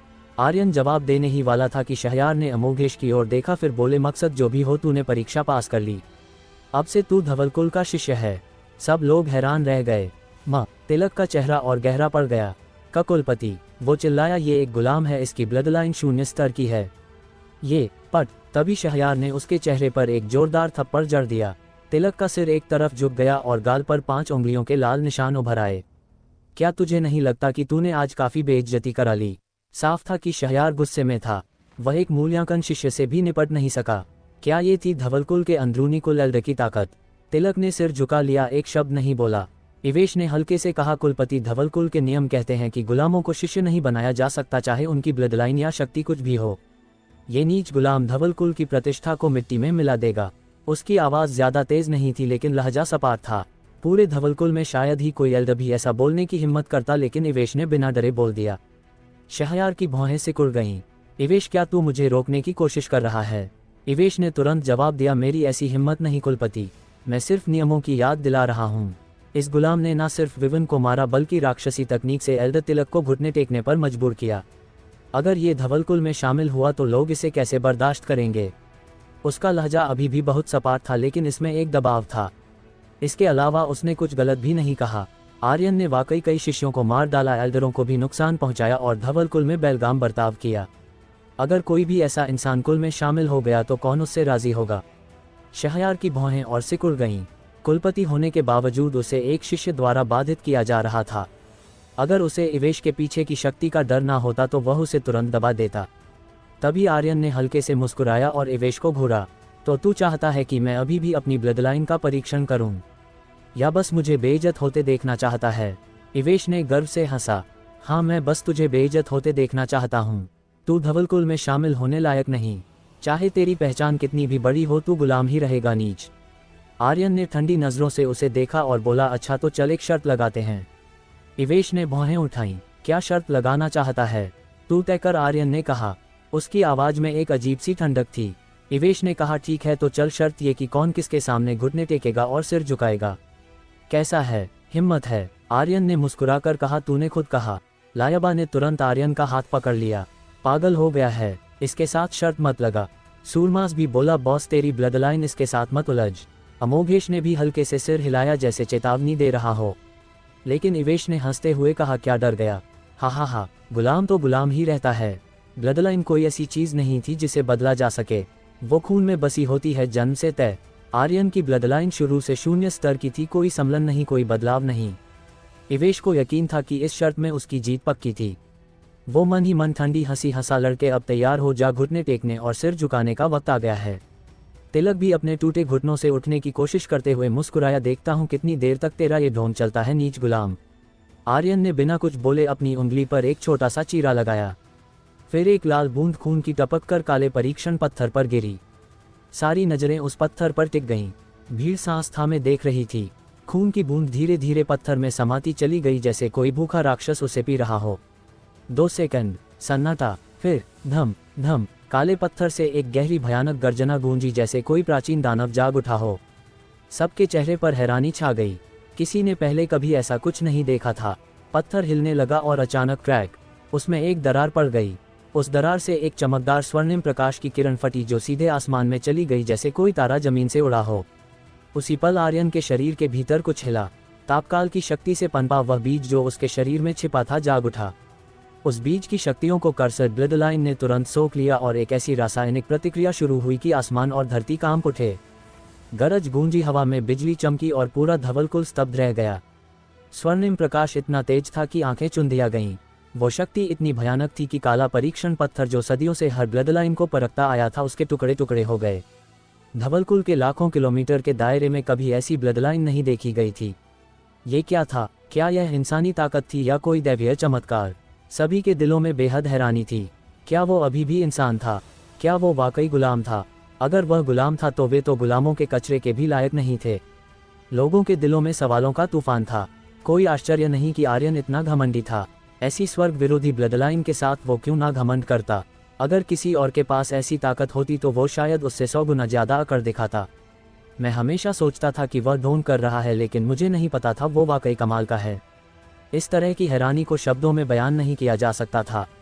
10 सेकंड बाद वो चमकदार प्रकाश धीरे धीरे मंद पड़ा। टूटे हुए काले पत्थर पर केवल उस खून की बूंद की हल्की चमक बाकी थी, जैसे कोई मोती जमीन पर टिमटिमा रहा हो। आर्यन बाहर से शांत दिख रहा था, पर उसका दिल उछल रहा था। ये क्या था? मेरी कर्सर ब्लड लाइन वाकई इतनी ताकतवर? ना सिर्फ इसकी खास तकनीक है, बल्कि इतनी शक्ति की काला पत्थर भी टूट गया। ये किस स्तर की है? देव स्तर? नहीं, देव स्तर भी इसके सामने फीका है। वो मन ही मन चिल्ला रहा था। और ये तो सिर्फ अभी 20वें लेवल की ताकत है। अगर ये 100वें लेवल तक पहुंचे तो हे देवी, ये तो स्वर्ग को भी चुनौती दे देगी। ये कहा जा सकता था कि वह किसी और से ज्यादा हैरान और उत्साहित था। शुरू में उसने सोचा था कि ये ज्यादा से ज्यादा 8 या 9 सितारा ब्लड लाइन होगी। कम से कम ये महिषासुर ब्लड लाइन से तुलना नहीं कर सकती थी। लेकिन अब ये महिषासुर ब्लड लाइन से कहीं आगे थी। वो उत्साहित कैसे नहीं हो सकता था? सूरमास तो जैसे पागल हो गया था। वो कान से कान तक हंस रहा था। बॉस, तू तो कमाल है, कमाल। तूने तो सारे धवलकुल को हिला दिया। लायबा भी उछल रही थी। उसने अपने पिता अमोघेश का हाथ पकड़कर हिलाया। पिताजी, देखा ना, मैंने कहा था ना, आर्यन कमाल का है। वो बहुत ज्यादा ताकतवर है। खी, मैं गलत नहीं थी। अमोघेश का दिल बहुत जटिल था, क्योंकि आर्यन उसके लिए और अधिक अबूझ होता जा रहा था। वो एक ऐसी पहेली की तरह था जो और अधिक जटिल होती जा रही थी। वह आर्यन को बिल्कुल समझ नहीं पा रहा था। ये कौन है? इसका मकसद क्या है? कुलपति शहयार का भी यही हाल था। वो भी उलझन में था। वह समझ नहीं पा रहा था कि आर्यन की ब्लड लाइन किस स्तर की थी। वह समझ नहीं पा रहा था कि ऐसा व्यक्ति गुलाम क्यों था। अभी पहले क्यों इसका पता नहीं चला। लेकिन तभी शहयार के दिमाग में एक विचार कौंधा। वह इस विचार से अजीब तरह से उत्साहित हो गया। ऐसी उच्च स्तरीय प्रतिभाशाली ब्लड लाइन बस एक सुपर खजाना थी, एक ऐसी सत्ता जो देव स्तर को भी पार करती थी। अगर उसे हेल गेट को खजाने के रूप में दे दिया जाए तो इस साल धवलकुल को बचाया जा सकता था। शहयार की भौहें ढीली हो गईं और वह मन ही मन हंसा। कई लोग खुश और डरे हुए थे, लेकिन इस सब के बीच एक शख्स ऐसा था जिसके चेहरे पर मानो सैकड़ों थप्पड़ पड़ गए हों। विवेश। आर्यन ने उसे घूरा और मुस्कुराया। चेहरे पर थप्पड़ खाने का एहसास कैसा है? बहुत अच्छा लग रहा होगा। आर्यन ने उसे घूरा और ठंडी मुस्कान के साथ कहा, कैसा लग रहा है इवेश भाई? चेहरे पर थप्पड़ पड़ने का मजा अच्छा है ना? इवेश ने दांत पीसे। तूने अभी कोई चाल चली है? तूने ब्लड लाइन का परीक्षण ही नहीं किया। ओह, तू अपनी हार मानना नहीं चाहता? आर्यन ने हंसा। उस समय जंगल में तूने अपनी दबाव वाली आभा से मुझे कुचला था, याद है? मैंने उस दिन कसम खाई थी कि तुझे 10 गुना लौटाऊंगा। वो शहयार की ओर मुड़ा और बोला, तुमने पूछा था ना मेरा मकसद क्या है? तो ध्यान से सुनो। उसने अपना दायां हाथ पीछे बढ़ाया। तारांकन झन। तारांकन दीवार में धंसा असुरा ब्लेड भनभनाया और एक शक्तिशाली चूषण बल से उड़कर उसके हाथ में आ गया। उसने ब्लेड को इवेश की ओर तानते हुए कहा, मेरा मकसद है इसे मारना, मेरी स्वर्गीय नियति पिल को कुचलने का, मेरे भाई को चोट पहुंचाना का, मुझे अपनी आभा से कुचलना। आज मैं इससे सारे हिसाब चुकता करूंगा। आर्यन ने एक एक शब्द कहते हुए बोला, हर शब्द में आग थी। लायबा का चेहरा थोड़ा बदल गया और उसने कहा, स्वर्गीय नियति पिल? कौन सी पिल? उसने भीड़ में खड़ी याशवी को घूरा। याशवी, साफ साफ बता, मैंने किसकी स्वर्गीय नियति पिल खाए? अमोघेश का चेहरा भी बदल गया। स्वर्गीय नियति पिल उसकी बेटी की जीवन विस्तार गोली थी और ऐसी पिल केवल इवेश ही प्राप्त कर सकता था। क्या इस लड़के के पास भी स्वर्गीय नियति पिल थी? याशवी का चेहरा गहरा हो गया और उसने कहा, मिस, मैंने आपके भले के लिए आपसे छिपाया था। वो नियति पिल वह थी, वह उसे दी गई थी। लायबा का दिल डूब गया। उसने इवेश को घूरा। तूने मुझसे झूठ बोला, तू इतना नीच है। वह हमेशा सोचती थी कि इवेश ने उसकी जान बचाई थी और वह आभारी थी, लेकिन अब जब उसे पता चला कि स्वर्गीय नियति पिल आर्यन ने दी थी, लायबा का दिल दुख गया। उसने आर्यन को देखा, उसकी आंखें गीली थी। इवेश ने ठंडे लहजे में हंसा, एक नीच गुलाम, तेरी मुझे चुनौती देने की भी औकात नहीं है, समझा? औकात? आर्यन ने हंसा, उसकी आवाज में तंज था। ठीक है, अब तेरा बाप तुझे दिखाएगा कि औकात क्या होती है। वो अचानक आगे बढ़ा, उसके कदम जमीन में धंस रहे थे। उसकी नजरें इवेश पर टिकी थी, जैसे कोई शिकारी अपने शिकार को घूर रहा हो। धम! लेकिन तभी एक घातक शक्ति ने उसे पीछे धकेल दिया। अमोघेश ने उसका रास्ता रोका। आर्यन, जल्दबाजी मत कर। उनकी आवाज गहरी थी। शहयार ने भी एक कदम आगे बढ़ाया और कहा, तूने अभी एक शक्तिशाली प्रतिभा का विस्फोट किया, तेरी संभावनाएं असीमित हैं, तू अब धवलकुल का शिष्य है। सब कुछ नियमों के अनुसार करना होगा, तू जल्दबाजी नहीं कर सकता। दोनों लोगों ने आर्यन को रोक लिया। इवेश का घमंड फिर जाग उठा। वो पागलों की तरह हंसा।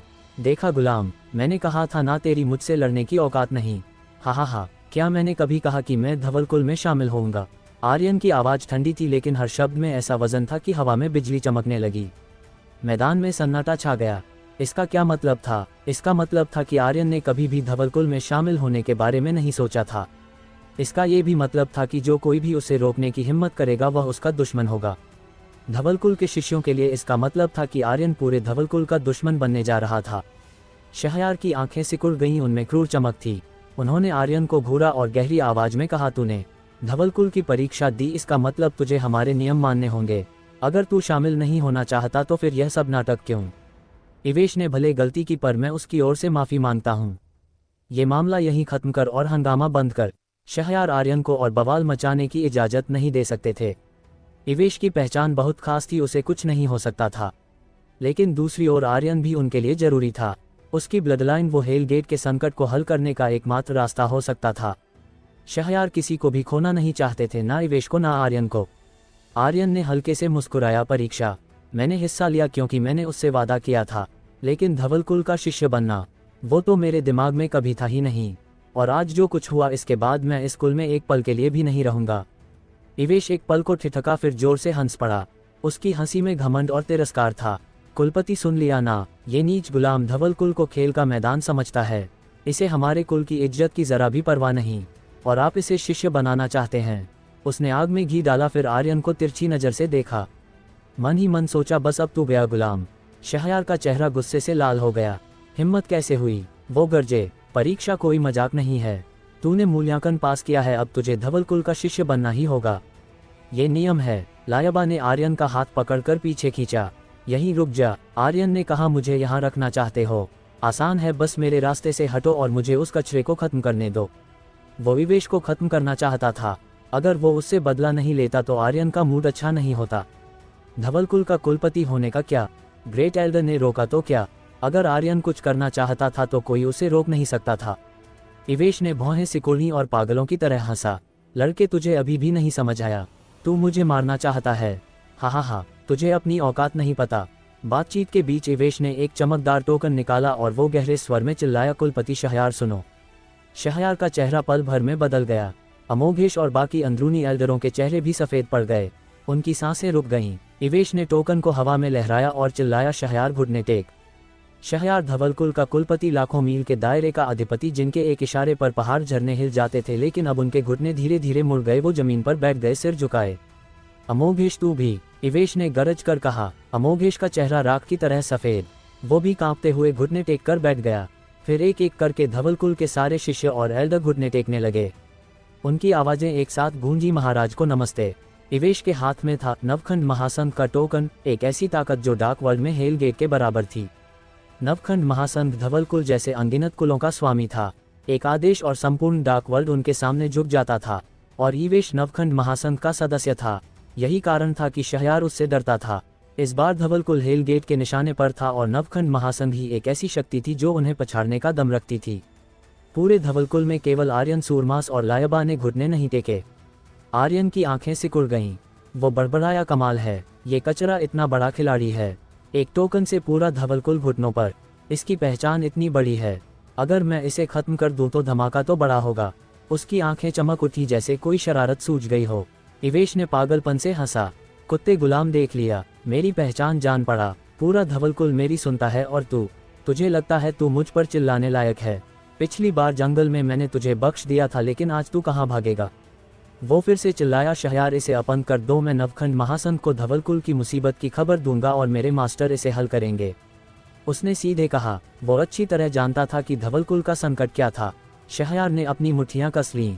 जी महाराज, उनकी आवाज में मजबूरी थी। वो आर्यन की ओर मुड़े और बोले, मुझे माफ कर लड़के। अमोघेश ने हल्के से कहा, इवेश ये धवलकुल है। तू, इवेश ने उसे बीच में काटा। बूढ़े, मैंने तुझे बहुत सहा है। मैंने हमेशा चाहा कि तू अपनी उस बीमार बेटी की शादी मुझसे कर दे और तू फिर भी मना करता रहा। आज तुझे सबक सिखाऊंगा। उसकी आंखें गुस्से से जल रही थीं। और तेरी बेटी, वो मेरी 9वीं रखैल बनेगी। चिंता मत कर, मेरा मास्टर नियति पिल बना सकता है, वो मरेगी नहीं। हा, लायबा का गुस्सा फट पड़ा। भूत तेरे साथ शादी करेगा कमीने, वो चिल्लाए। इवेश ने हंसा, चिंता मत कर, तू मान जाएगी। जब तक तू अपने बाप की जान चाहती है, जब तक तू धवलकुल को बचाना चाहती है। उसका चेहरा घमंड से चमक रहा था। चून की बात यहाँ तक आ गई थी, इवेश के पास छिपाने के लिए कुछ भी नहीं था। इसके अलावा वह नवखंड महासंघ का सदस्य था, भला कौन उसकी बात ना मानने की हिम्मत करता।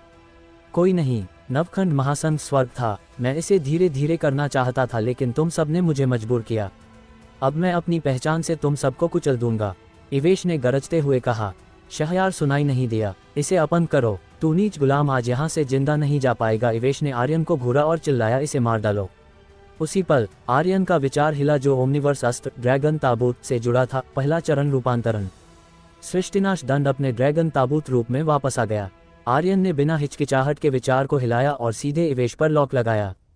डिंग, लक्ष्य लॉक। शहरयार ने जैसे ही अपनी चाल चलने की तैयारी की, तभी स्वूश स्वूश स्वूश कई काली आकृतियां आकाश से उतरीं। उनके काले लबादों पर एक लाल रंग का खूनी दरवाजा खड़ा था, जिस पर हेल गेट शब्द लिखा था। एक ठंडी उदास हंसी गूंजी। हा, धवलकुल जैसे छोटे से कुल में नवखंड महासंघ के लोग। लेकिन बोलने वाले ने अपनी नजरें घुमाई और आर्यन पर टिक गईं। तू इतना मजबूर हो गया, ये तो तू नहीं है। एक ठंडी उदास हंसी गूंजी। हा, धवलकुल जैसे छोटे से कुल में नवखंड महासंघ के लोग। लेकिन बोलने वाले ने अपनी नजरें घुमाई और आर्यन पर टिक गईं। तू इतना मजबूर हो गया, ये तो हेल गेट के यंग लीडर जैसा नहीं है। हेल गेट का यंग लीडर, ये थोड़ा अचानक था। चारों आदमी काले लंबे लबादों में लिपटे हुए थे। उनके चेहरों से लेकर शरीर का एक अंग नहीं दिख रहा था। वास्तव में वे ऐसे थे जैसे हवा में तैरते कोई भूत प्रेत। उनके शरीर से निकलती शक्तिशाली आभा इतनी भारी थी कि सब लोगों का दम घुट रहा था। हवा में एक ठंडक फैल गई थी और जमीन पर खड़े लोग कांपने लगे थे। उनके काले लबादों पर हेल गेट का निशान चमक रहा था, जो एक खोपड़ी जैसा दिखता था। ऐसा लग रहा था जैसे यमराज खुद धरती पर उतर आए हों और मौत की छाया हर तरफ फैल गई हो। बेहद शक्तिशाली, इतनी ताकत कि आर्यन भी अंदर से थोड़ा हिल गया था, पर वो बाहर से चुपचाप खड़ा रहा। उसके मन में उलझन बढ़ती जा रही थी, ये मुझे हेल गेट का यंग लीडर क्यों कह रहे हैं। इस पल में सबकी नजरें आर्यन पर टिक गईं। लोग अनजाने में डर से भर उठे। उनकी आंखों में भय की चमक थी और वे धीरे धीरे पीछे हटने लगे। आर्यन के करीब आने की हिम्मत किसी में नहीं थी। उन्हें लग रहा था कि अगर वे पास गए तो मौत उन्हें निगल लेगी। ये डर इतना गहरा था कि उनके पैर जमीन से चिपक गए थे।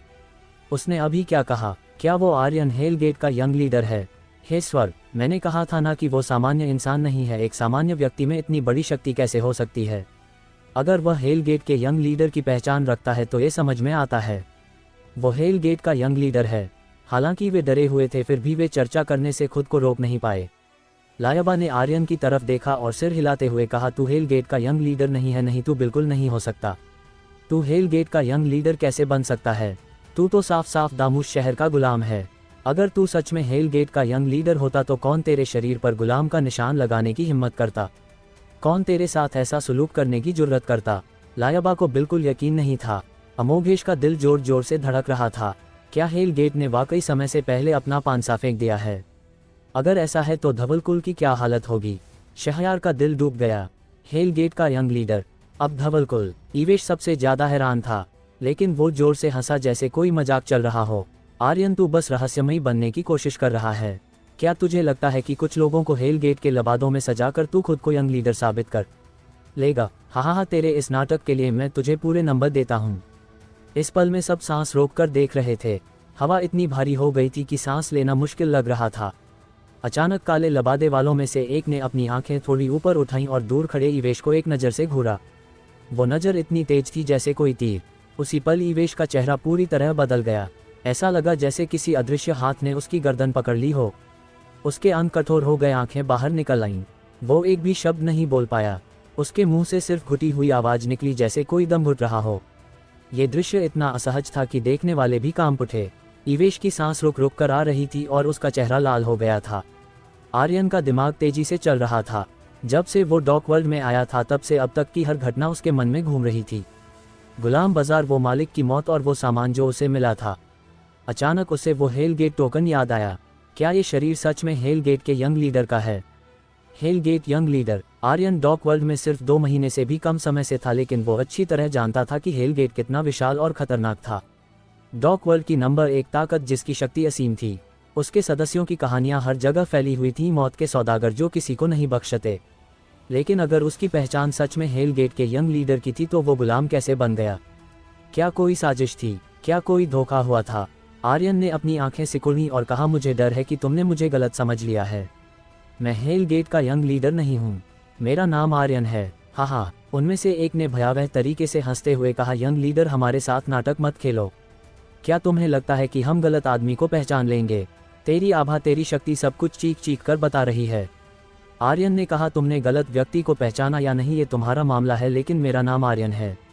यंग लीडर, तुझे लगता है कि ये मजाक मजेदार है, लेकिन अब तुझे हमारे साथ चलना ही पड़ेगा। काले लबादे के नीचे से आवाज गूंजी जिसमें धमकी साफ थी। आर्यन ने पूछा, और अगर मैं न चला तो क्या कर लोगे? काले लबादे वाली ठंडी आवाज ने जवाब दिया, अगर तू नहीं चला तो हम बहुत नाराज होंगे, और अगर हम नाराज हुए तो मारकाट शुरू कर देंगे। मुझे डर है कि इस छोटे से धवलकुल में एक भी कुत्ता जिंदा नहीं बचेगा। सबकी लाशें बिछा देंगे। बेहद घमंडी, और वो इसे इतनी गंभीरता से कह रहा था कि मजाक नहीं लग रहा था। आर्यन इसे महसूस कर सकता था, उसकी आभा में मौत की खुशबू थी। शहरयार भी कांप उठा। अगर ये लोग कदम उठाते तो धवलकुल में खून की नदियां बह जातीं। सूरमास ने भोलेपन से कहा, तुम लोग गलत हो, मेरा बॉस हेल गेट का कोई यंग लीडर नहीं है। वो तो तुझे यहाँ बोलने की औकात किसने दी, हरामी? इन शब्दों के साथ ही एक खतरनाक शक्ति की लहर नीचे गिरी। सूरमास को प्रतिक्रिया करने का मौका नहीं मिला। वो तुरंत जमीन पर कुचल दिया गया जैसे किसी विशाल पैर ने उसे दबा दिया हो। उसके शरीर पर इतना दबाव था कि वो हिल भी नहीं पा रहा था। ये दबाव तिलक की शक्ति से हजारों गुना ज्यादा था। थोड़ी सी और ताकत लगती तो सूरमास की हड्डियां पल में चूर चूर हो जाती। उसकी सांस रुक रही थी, चेहरा पीला पड़ गया। आर्यन की भौहें गुस्से में सिकुड़ गईं। ईवेश थोड़ा ठीक हुआ और गर्व से हंसते हुए बोला, लड़के, लगता है तेरा हेल गेट का यंग लीडर होना भी कोई बड़ी बात नहीं है। हाँ, अब तो तेरी शामत आए। वो डर रहा था कि हेल गेट के लोग उसे मार देंगे, लेकिन अब तो लग रहा था कि वे सिर्फ आर्यन के लिए ही आए हैं। अगर ऐसा था तो ईवेश को राहत मिल रही थी। मेरे साथ चलो यंग लीडर, तेरे पास और कोई चारा नहीं है। काले लबादे के नीचे की आवाज अहंकार से भरी थी। उसने आर्यन को ऐसे घूरा जैसे वो कांटे में फंसी हुई मछली हो जो भाग नहीं सकती। लायबा आर्यन के सामने खड़ी हो गई और चिल्लाई, तुम लोग जरूर गलत हो। वो हेल गेट का यंग लीडर नहीं है। वो भन, एक जोरदार आवाज के साथ लायबा भी एक दबाव की लहर से जमीन पर पटक दी गई। उसके सिर के ऊपर एक मृत्यु दरांती तैर रही थी, एक काली तेजधार वाली दरांती जो हवा में चमक रही थी। बस उनकी इच्छा होती और ये दरांती लायबा की गर्दन काट देती। लायबा की सांसें तेज हो गईं और वो डर से कांप रही थी। सब कुछ इन चारों ने अपने कब्जे में कर लिया था। धवलकुल का कोई भी हिलने की हिम्मत नहीं कर रहा था। हेल गेट का डर ही इतना गहरा था कि लोग पत्थर की मूर्ति बन गए थे। काले लबादे वाले व्यक्ति की आवाज फिर गूंजी, अब भी नहीं मान रहा। तेरे शरीर की शक्ति जाग चुकी है और तेरी यादों की सील भी शायद टूट चुकी होगी, है ना? यंग लीडर, तू इतना दयालु है, हमारे साथ चल, हमें मजबूर मत कर, वरना उसकी आवाज़ अचानक ठंडी हो गई। हम वाकई नरमी नहीं बरतेंगे। असल में हेल गेट में क्या हुआ था? क्या यंग लीडर के साथ ऐसा सलूक किया जाता था? आर्यन को कुछ नहीं पता था। वो सिर्फ एक चीज़ जानता था, जो उसके साथियों को छूता है वो मरता है। उसी पल आर्यन की आंखें गहरी हो गईं। उसने कहा, मैं तुम्हारे साथ जा सकता हूँ, लेकिन पहले इन दोनों को छोड़ दो। ठीक है। इस वाक्य के साथ सूरमास और लायबा के शरीर पर दबाव हट गया। दोनों जल्दी से उठ खड़े हुए, मगर उनके चेहरे पर दर्द की लकीरें थीं। आर्यन ने तुरंत चिल्लाया, तुम दोनों पीछे हटो, जल्दी यहाँ से दूर जाओ। सूरमास नहीं हिला और बोला, बॉस इनसे लड़ो, मैं तेरे साथ हूँ। लायबा भी बोली, आर्यन इन्हें साफ साफ बता कि तू कोई यंग लीडर नहीं है। ये गलतफहमी है। आर्यन ने गुस्से में चिल्लाया, मैंने कहा पीछे हटो, सब पीछे हटो, समझे? ये मेरी लड़ाई है। शहरयार ने तुरंत आदेश दिया, सब पीछे हटो जल्दी, यहाँ खतरा है। अमोघेश ने लायबा को पीछे खींचा, जल्दी पीछे हट। लेकिन सूरमास नहीं हिला और बोला, बॉस तूने मुझे ये जिंदगी दी थी, अगर जीना है तो हम साथ जिएंगे, अगर मरना है तो मैं पहले मरूंगा। हा। काले लबादे वाला व्यक्ति ठंडे लहजे में हंसा, आर्यन को देखा और बोला, क्या अब तू हमारे साथ चल सकता है? आर्यन की नज़र टिकी रही और उसने कहा, तू इनका लीडर है। काले लबादे वाला व्यक्ति थोड़ा चौंका और बोला, हाँ। ओह, तो मुझे पता है कि क्या करना है, आर्यन ने धीरे से कहा। उसका इरादा सर्वोच्च हथियार ड्रैगन ताबूत से जुड़ा और अचानक हिला। ओमनीवर्स तोप लक्ष्य लॉक करो। उसके दिमाग में एक दृश्य उभरा। डिंग, जैसे ही सिस्टम की बीप बजी, आर्यन का दिल थोड़ा हल्का हुआ और उसने ठंडे लहजे में कहा, मुझे माफ़ करो, मैं सच में वो यंग लीडर नहीं हूँ जिसे तुम ढूंढ रहे हो, और मैं तुम्हारे साथ नहीं जाऊँगा, लेकिन तुमने मेरे भाई को छुआ तो तुम्हें मरना होगा। हा। काले लबादे वाले लीडर ने पागलपन भरी हंसी हंसी। यंग लीडर, लगता है तू मेरे तरीके भूल गया है, आज मैं तुझे फिर से इसका अनुभव कराऊंगा। वह बोलते ही उसका काला लबादा हवा में लहराया और एक विशाल काली छाया ने आकाश को ढक लिया। ऐसा लगा जैसे रात और गहरी हो गई हो। आर्यन ने तुरंत ड्रैगन ताबूत को अपने कंधे पर उठा लिया। भन, एक जोरदार आवाज के साथ उसने हथियार को सक्रिय किया। मैं भी तुझे अपनी ताकत का स्वाद चखाऊंगा, इसे उड़ा दो, उसने चिल्लाते हुए आदेश दिया। धम, ओमनीवर्स तोप की शक्ति हिली और एक चमकता नीला गोला आकाश की ओर तीर की तरह निकला। इसके तुरंत बाद आर्यन ने जोर से चिल्लाया, ड्रैगन ताबूत का विकास, दूसरा चरण। श्वा, मोटा और भारी ड्रैगन ताबूत चमक उठा। उसका रूप बदल गया और वो सृष्टिनाश दंड में परिवर्तित हो गया। इसी पल में धम, हवा में एक जोरदार धमाका हुआ। काले लबादे वाले लीडर की आसमान को ढकती काली छाया फट गई और राख में बदल गई। उसकी शक्ति का एक हिस्सा भी आर्यन की तोप के सामने टिक नहीं पाया। एक ही पल में वो चकनाचूर हो गया, जैसे कोई कांच का बर्तन टूटकर बिखर जाए। डिंग, बधाई हो आर्यन, हेल स्पिरिट को मारने पर 40,000 एक्सपी पॉइंट्स, 40,000 अमर ऊर्जा पॉइंट्स और 10 काल मूल्य प्राप्त हुए। बधाई हो आर्यन, तुमने लेवल अप किया है। वर्तमान स्तर नीलतारा लेवल 2। ओमनीवर्स तोप की शक्ति इतनी खतरनाक थी कि वो स्वर्ग और पाताल को भी नष्ट कर सकती थी। डॉक वर्ल्ड के योद्धा तो दूर, देवलोक के देवता भी इसके सामने नहीं टिक सकते थे। आर्यन ने पहले भी इसकी ताकत देखी थी, एक गोला जो 10,000 लोगों को भेदता हुआ सीधे लक्ष्य तक जाता और उसे तहस नहस कर देता। लेकिन एक चीज़ जो उसे खटक रही थी वो थी ओमनीवर्स तोप की अतिशक्ति। जब ये सक्रिय होती थी तो सब कुछ चकनाचूर हो जाता था, ना कोई अवशेष, ना कोई खजाना। यहाँ तक कि काल मूल्य का इस्तेमाल भी बेकार था, क्योंकि कुछ बाकी ही नहीं बचता था। यह आर्यन के लिए सबसे निराशाजनक हिस्सा था। अति शक्तिशाली होना भी एक तरह की परेशानी थी। आर्यन ने हाथ में दंड को घुमाया और हवा में अभी भी खड़े 3 काले लबादे वालों की ओर इशारा किया। उसके होठों पर मुस्कान में घमंड था। अब बोलो, मेरे सामने घमंड करने की हिम्मत किस में है? हाँ, हेल गेट में क्या खास है? ये कैसी शक्ति थी? एक गोले में तत्काल हत्या, यह एक समझ से परे शक्ति थी। शहरयार हैरान था, अमोघेश हैरान था, पूरा धवलकुल हैरान था, लेकिन साथ ही वे और भी डरे हुए थे, क्योंकि आर्यन ने हेल गेट के एक योद्धा को मार डाला था। ये तो मौत को बुलावा देने जैसा था। हेल गेट के किसी भी योद्धा को छूने की हिम्मत कौन करता? यहाँ तक उभरता हुआ नवखंड महासंघ भी हेल गेट को छूने की हिम्मत नहीं करता था। इसके अलावा इन चारों लोगों का स्तर हेल गेट में कम नहीं होगा। बस ऐसे ही मार दिए जाने पर क्या आर्यन पागल हो गया था? साथ ही यह ईवेश के चेहरे पर एक थप्पड़ की तरह था। वो तो आर्यन को तुच्छ समझता था, उसका मजाक उड़ाता था, उसे लगता था कि वो बहुत ऊंचा है, लेकिन अब देखने पर वही चींटी था जो शुरू से अंत तक आर्यन जैसे हाथी को नीची नजरों से देख रहा था। वो एक महाशक्तिशाली योद्धा को एक गोले में मार सकता था, और वो एक छोटे चूहे की तरह डर से कांप रहा था जो छेद में घुस गया था। लेकिन ईवेश के दिल में गुस्सा और भी भड़क रहा था। सूरमास ने उत्साह से दहाड़ा, बॉस तू तो कमाल है। हाँ, कमभक्तों और घमंड करो, मेरे बॉस तुम सबको नरक में उड़ा देंगे। हवा में खड़े तीनों लोग अपने काले लबादों में छिपे थे, इससे उनके चेहरों के भाव दिखाई नहीं दे रहे थे, लेकिन हल्के से देखा जा सकता था कि उनके शरीर कांप रहे थे। वे डरे हुए थे। उन चारों में जिसे मारा गया उसकी शक्ति सबसे ऊंची थी, लेकिन वो एक गोले में मार दिया गया।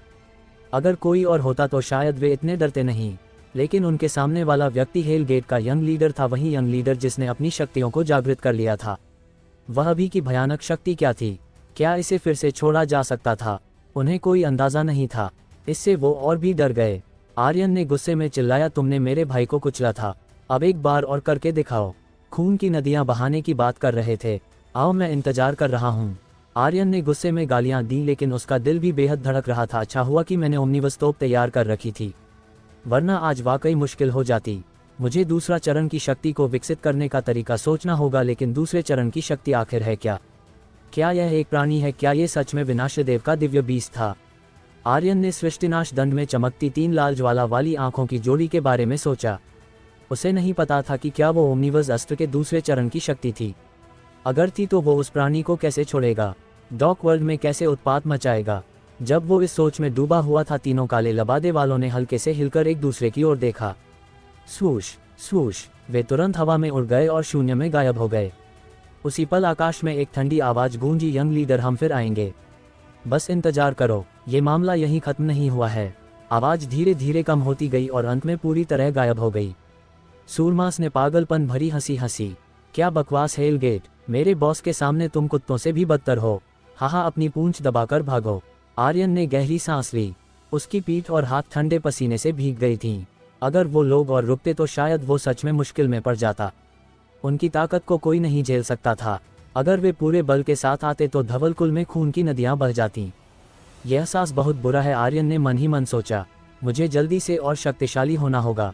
सृष्टिनाश दंड की पूरी ताकत को खोलना होगा। आर्यन ने मन ही मन सोचा। उसने हेलगेट की विशालता के बारे में सोचा। उसे नहीं पता था कि वे उसे क्यों ले जाना चाहते थे, लेकिन ये निश्चित रूप से कोई अच्छा मकसद नहीं था। अगर वो यंग लीडर था तो वो गुलाम कैसे बन गया? अगर ऐसा था तो हेलगेट के लोग देर सबेर आएंगे। उस समय शायद ये लोग नहीं होंगे। अगर वो उनके आने से पहले शक्तिशाली नहीं हो पाया तो आर्यन की जिंदगी शायद दूसरों के हाथों में होगी। और शक्तिशाली बनो। आर्यन ने अपनी मुट्ठियां कस लीं। तभी उसे अचानक ईवेश की याद आई। उसने नजर घुमाई और चिल्लाया, ईवेश, अब तेरी बारी है। सबने ईवेश की तरफ देखा, लेकिन वो अपनी जगह पर नहीं था। जैसे ही हेलगेट के योद्धा भागे, वो भी चुपके से खिसक लिया था। उसे पता था कि वो आर्यन का मुकाबला नहीं कर सकता। आर्यन की शक्तियों ने उसे पूरी तरह हिला दिया था। वो हमेशा आर्यन को तुच्छ समझता था, लेकिन अब वास्तव में हकीकत उसके सामने थी। वो खुद आर्यन के सामने चींटी से ज्यादा कुछ नहीं था। यह आभास उसे बेहद नाखुश कर रहा था। बस इंतजार कर आर्यन। ईवेश ने मन ही मन कसम खाए, मैं वापस आऊंगा। इसके अलावा उसे नवखंड महासंत को ये खबर देनी थी। हेलगेट का यंग लीडर फिर से प्रकट हो गया था। ये खबर पूरे डॉकवर्ल्ड को हिला देगी। धवलकुल के मुख्य हॉल में सन्नाटा छाया हुआ था, लेकिन हवा में तनाव की गंध थी। धवलकुल के सारे एल्डर वहां जमा थे। उनके चेहरों पर चिंता की गहरी लकीरें थीं। आज का दिन उनके लिए किसी बुरे सपने से कम नहीं था। हेलगेट के योद्धा का मारा जाना और नवखंड महासंत के ईवेश की हार ने धवलकुल को एक खतरनाक चौराहे पर ला खड़ा किया था। हम उसे यहाँ नहीं रख सकते, एक एल्डर ने कुर्सी पर जोर से मुक्का मारते हुए कहा। उसकी आवाज में डर और गुस्सा साफ था। उसने हेलगेट के एक योद्धा को मार डाला। हेलगेट अब चुप नहीं बैठेगा। वो और योद्धाओं को भेजेंगे, और अगर ऐसा हुआ तो धवलकुल का नामो निशान हमेशा के लिए मिट जाएगा। मैं इससे सहमत हूँ, दूसरा एल्डर बोला। उसकी आंखें डर से चमक रही थीं। चाहे वो हेलगेट का यंग लीडर हो या ना हो, वो हमारे लिए खतरा है। उसकी वजह से हम रसातल में जा सकते हैं। बिल्कुल, तीसरे ने समर्थन किया। वो एक चलती फिरती आफत है, उसे यहाँ से निकाल देना चाहिए, तभी हम सुरक्षित रहेंगे। लेकिन तभी एक दूसरी आवाज गूंजी जो बाकियों से अलग थी। रुको, तुम लोग ये क्यों भूल रहे हो कि उसने हेलगेट के योद्धा को एक ही चाल में मार डाला? हम सब मिलकर भी उन चारों का मुकाबला नहीं कर सकते थे, पर आर्यन ने ऐसा किया। इसका मतलब है कि वो हमारी रक्षा कर सकता है। अगर वो चला गया तो धवलकुल की रक्षा कौन करेगा? हॉल में सन्नाटा छा गया। कुछ लोग उसकी बात से सहमत थे, लेकिन ज्यादातर के चेहरों पर डर हावी था। तुम भूल रहे हो, हेलगेट ही एकमात्र खतरा नहीं है। नवखंड महासंत को मत भूलो। ईवेश को यहाँ अपमानित किया गया और उसका रक्षक मारा गया। क्या तुम्हें लगता है कि वो इसे यूं ही छोड़ देगा? वो भी बदला लेने आएगा, और ये सब उस लड़के की वजह से हुआ है। मेरा सुझाव है, एक अन्य ने कहा, हम उसे पकड़कर हेलगेट या नवखंड महासंत को सौंप दें। सारा दोष उस पर डालकर हम खुद को बचा सकते हैं। सही बात है, कई आवाजें एक साथ गूंजी। ये सबसे आसान रास्ता है। लेकिन एक अन्य ने तंज भरे लहजे में कहा, वो हेल गेट के योद्धा को एक झटके में मार सकता है। तुम में से कौन उसे पकड़ने की हिम्मत करेगा? तुम। मुख्य हॉल में तीव्र बहस चल रही थी। आज जो कुछ हुआ उसने उन्हें बुरा डरा दिया था। चाहे हेल गेट हो या नवखंड महासंघ, दोनों में से कोई भी उन्हें आसानी से कुचल सकता था। कोई भी विकल्प धवलकुल के विनाश का कारण बन सकता था। लेकिन ज्यादातर लोग इस बात पर सहमत थे कि आर्यन को धवलकुल से बाहर करना होगा। कम से कम इस राक्षस को दूर करना होगा। अमोघेश ने कुछ नहीं कहा। शहरयार भी चुप था। वह मुख्य हॉल में बैठा था और हॉल में मौजूद एल्डरों को ठंडी नजरों से देख रहा था। साथ ही वो कुछ और सोच रहा था। क्या हेल गेट के लोग उन पाताल लोक के दूतों के साथ थे? अगर वो आ जाए तो क्या वो लोग जो उस चीज को चाहते हैं भविष्य में नहीं आएंगे? ये जानना जरूरी था कि हेल गेट ने धवलकुल को 6 महीने का समय दिया था। वो समय अब लगभग खत्म हो रहा था, लेकिन ये 4 लोग अचानक प्रकट हुए। क्या वो जल्दी आ गए थे या वे फिर आएंगे? क्या आर्यन को रहने देना चाहिए या उसे भगा देना चाहिए? शहरयार फैसला नहीं कर पा रहा था। उसने अमोघेश की ओर देखा और धीमे स्वर में पूछा, ग्रेट एल्डर, तुम क्या सोचते हो? पूरा हॉल शांत हो गया। सभी की नजरें अमोघेश पर टिक गईं। अमोघेश ने गुस्से से भरी नजरों से सभी को देखा और कहा, मेरे अपने स्वार्थी मकसद हैं, इसलिए उसके रहने या जाने के बारे में मेरी राय देना ठीक नहीं होगा। लायबा की हालत नाजुक थी। उसके शक्ति चक्र स्वाभाविक रूप से अवरुद्ध थे, जिसके कारण उसका शरीर कमजोर था। स्वर्गीय नियति पिल ही उसकी जिंदगी को लंबा कर सकती थी, और अब जब ईवेश चला गया था, स्वर्गीय नियति पिल वाला एकमात्र व्यक्ति आर्यन था। अमोघेश स्वाभाविक रूप से चाहता था कि आर्यन रुके। बेशक वो चाहता है कि आर्यन रुके, उसकी बेटी की जान का सवाल है। लेकिन ग्रेट एल्डर, तुम सिर्फ अपनी बेटी के बारे में नहीं सोच सकते, पूरे धवलकुल का सवाल है। हमें सावधान रहना होगा, ये फैसला धवलकुल का भविष्य तय करेगा। शहरयार कुछ देर चुप रहा, फिर उसने गहरी सांस लेकर कहा, मैं उसे न तो भगाऊंगा न ही जबरदस्ती रोकूंगा। मैं बाहरी लोगों के सामने ये नहीं कहूंगा कि वो धवलकुल का शिष्य है, न ही अपने लोगों के सामने ये नकारूंगा। इस मामले पर धीरे धीरे विचार करना होगा। इसके अलावा हेल गेट की 6 महीने की समय सीमा जल्द खत्म होने वाली है। इस बार वे आर्यन के लिए नहीं बल्कि पूरे धवलकुल के लिए आएंगे। हमें जवाबी उपायों पर चर्चा करनी होगी। उसकी बात खत्म होते ही हॉल में फिर से बहस शुरू हो गई। घंटों की लंबी चर्चा के बाद सारे तीर फिर भी आर्यन की ओर मुड़ गए। क्या वो हेल गेट का यंग लीडर नहीं है? तो हम उसे आगे क्यों नहीं कर सकते? बिल्कुल, अभी तो तुम उसे भगाना चाहते थे और अब उसे आगे करना चाहते हो। मुद्दा यह है कि वो ये स्वीकार नहीं करता कि वो यंग लीडर है, भले ही उसके पास महान शक्ति हो। अगर वो उसका इस्तेमाल हमारे लिए नहीं करता तो क्या फायदा? हॉल में बहस देर रात तक चलती रही। दूसरी ओर लायबा के शानदार आवास घर में लायबा ने अपने दोनों गालों को हाथों से थामा और बिना पलक झपकाए आर्यन को देखते हुए पूछा, बताना तू सच में हेल गेट का यंग लीडर है?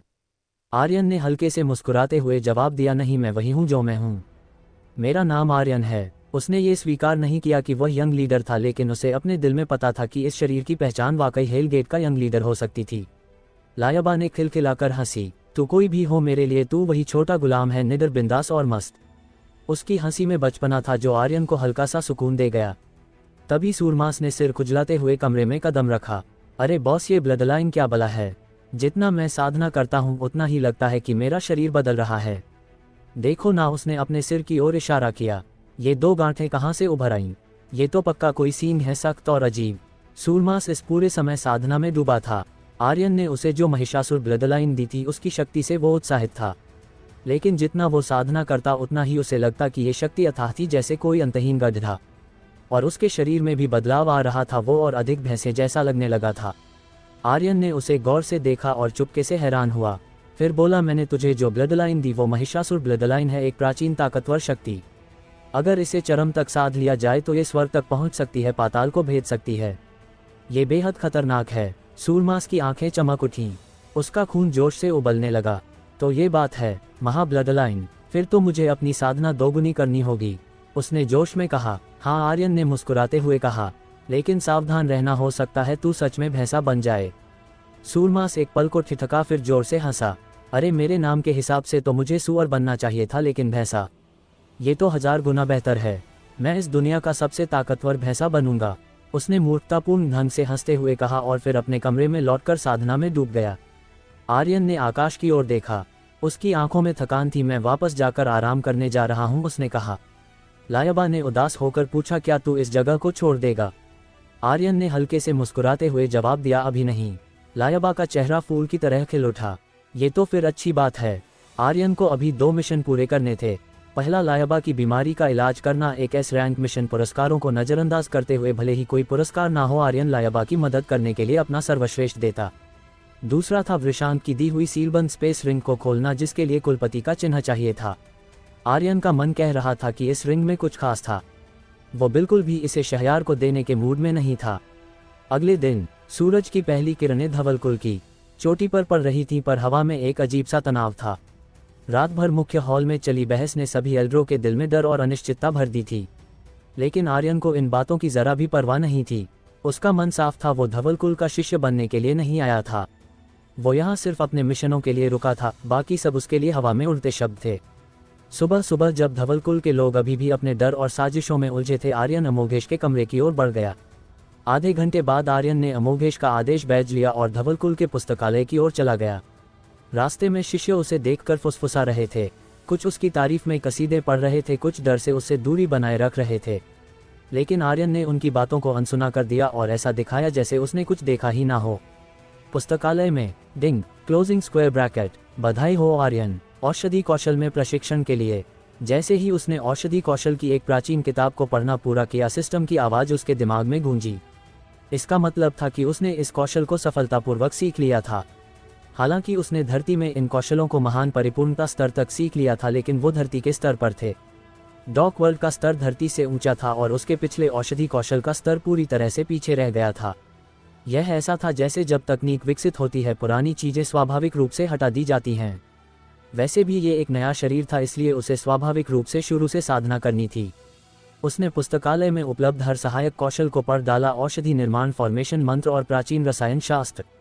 लेकिन जब बात तकनीकों की आई तो वो एक भी तकनीक नहीं सीख पाया। उसने कई किताबें पलटी, मगर हर बार सिस्टम की ओर से कोई प्रतिक्रिया नहीं आई। शायद सिस्टम मुझे सिर्फ वही तकनीकें सीखने देता है जो वो पुरस्कार के रूप में देता है, उसने सोचा। या फिर ये सब तकनीकें मेरे लिए बहुत मामूली हैं। उसने किताबों को एक तरफ रखा और हल्के से मुस्कुराया। खैर, ये सब तो कचरा ही है। फिर वो पुस्तकालय के एक और तल पर गया जहाँ गुप्त इतिहास और अजीब रिकॉर्ड्स की किताबें थीं। उसने एक मोटी धूल भरी किताब उठाई और पढ़ना शुरू किया। डॉक वर्ल्ड में स्वर्ग माता थी, धरती पर रहने वाले लोग जनता थे और सभी प्रकार के नियम उत्पन्न हुए। पहली शक्ति डॉक वर्ल्ड की सबसे मजबूत शक्ति बन गई। ये पहली शक्ति क्या है? सभी नियमों का उत्पन्न होना क्या है? आर्यन ने मन ही मन सोचा। उसने किताब के पन्ने पलटे और एक और पंक्ति पढ़ी। कहा जाता है कि दसियों हजार साल पहले एक नाग दैत्य ने स्वर्गलोक को चीर दिया था। फिर स्वर्ग ने उसे मार डाला और उसका विशाल शरीर धीरे धीरे नागकुट पर्वत श्रृंखला में बदल गया। कमाल है, आर्यन ने हंसते हुए कहा। लाखों मील में फैला इतना लंबा एक दैत्य, ये तो कुछ ज्यादा ही हो गया।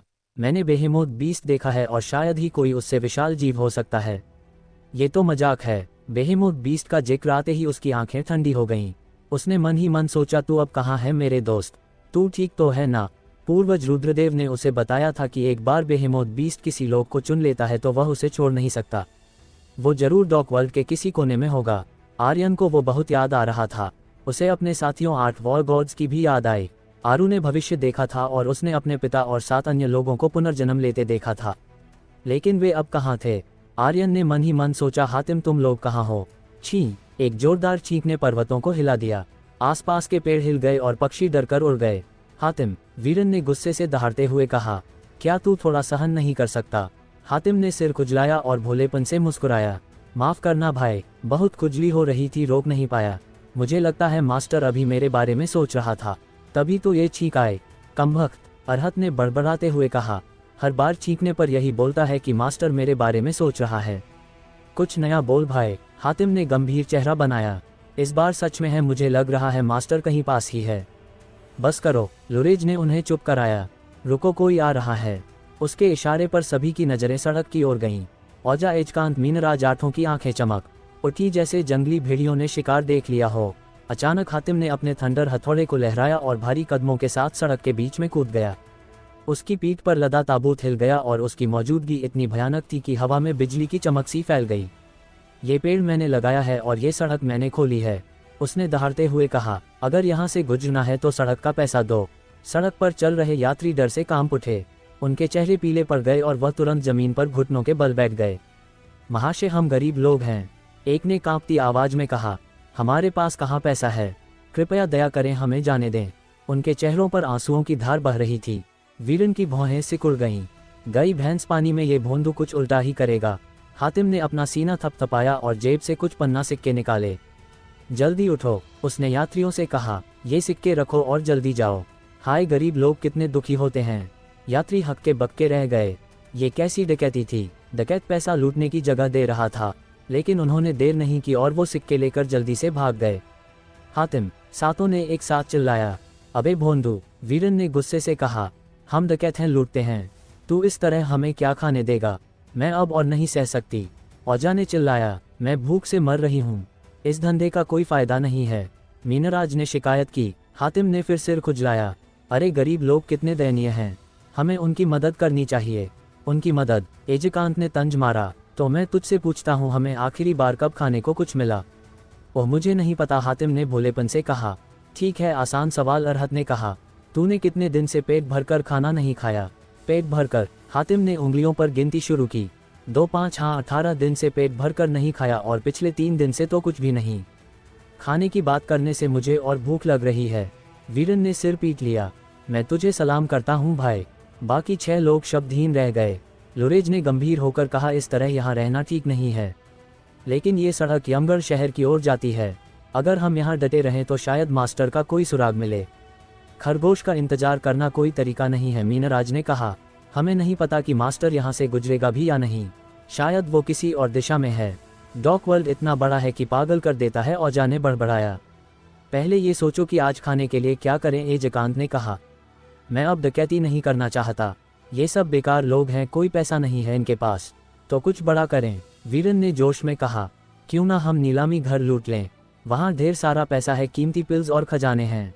वही चाहिए हमें। वाह, हातिम उत्साहित हो गया। ये काम तो मस्त है, मैं भी शामिल हूँ। चिंता मत करो, इस बार मैं किसी को नहीं छोड़ूंगा। सातों ने उसे घूरा और एक साथ बोले, तू यहीं रह। हातिम ने फिर सिर खुजलाया। अमिताभा, कौन सा नीलामी घर? अरहत ने पूछा। मैंने सुना है, वीरन ने कहा। यमगढ़ शहर के पश्चिम में एक छोटा सा कस्बा है, वाला गांव। वहां जल्द ही एक छोटी सी नीलामी होने वाली है। ये सही मौका है। कमबख्त, मीनराज ने कहा। गांव की नीलामी? थोड़ा कमतर नहीं है। हमने आधे महीने से कुछ नहीं खाया, औजा ने कहा। पहले पेट भरें फिर बड़ा सोचेंगे। ठीक है, सातों ने सहमति जताई। जब से वो डार्क वर्ल्ड में आए थे, आठों उस सुनसान जगह पर इंतजार कर रहे थे जहां पक्षी भी पर नहीं मारते। उनकी हालत दयनीय थी, लेकिन उनके दिल में एक ही मकसद था, अपने मास्टर को ढूंढना। पुस्तकालय में 3 दिन और 3 रातें बिताने के बाद आर्यन ने सैकड़ों जड़ी बूटियों और उनके गुणों के बारे में गहराई से पढ़ा। उसने एक प्राचीन किताब में रक्तेबला और चंद्रकांति पुष्प के बारे में भी पढ़ा था, 2 पौराणिक आध्यात्मिक जड़ी बूटियां जो लायबा की बीमारी को ठीक करने के लिए जरूरी थीं। लेकिन इन जड़ी बूटियों को केवल भाग्य से पाया जा सकता था, ये अमूल्य थी और पूरे धवलकुल में इनमें से एक भी नहीं थी। आर्यन ने भौहें सिकोड़ते हुए किताब बंद की। उसने सिस्टम शॉप खोली और जांच की। एक भी नहीं। उसने निराशा से बड़बड़ाया। सिस्टम शॉप में चंद्रकांति पुष्प या रक्तबेला जैसी कोई जड़ी बूटी नहीं थी। बिना इनके वो लायबा के लिए धन का सूत्र नहीं बना सकता था और मिशन पूरा करना असंभव हो जाता। नहीं, उसने मन ही मन दृढ़ संकल्प लिया। इस दुनिया में साधना न कर पाना मृत्युदंड से कम नहीं है। मुझे लायबा की मदद के लिए कोई रास्ता ढूंढना ही होगा। उसकी आंखों में एक जिद्दी चमक थी। वो पुस्तकालय के गलियारों में और गहराई तक गया जहां धूल भरी किताबें और गुप्त रिकॉर्ड्स थे। उसने हर उस किताब को पलटा जो आध्यात्मिक जड़ी बूटियों, उनके स्थान और औषधीय गुणों के बारे में थी। क्या कहा वो 3 दिन से पुस्तकालय में है? शहरयार ने भौहें सिकोड़ते हुए पूछा। एक शिष्य ने सिर हिलाकर जवाब दिया, हाँ कुलपति। उसने ग्रेट एल्डर का टोकन इस्तेमाल किया। हम उसे रोकने की हिम्मत नहीं कर सके।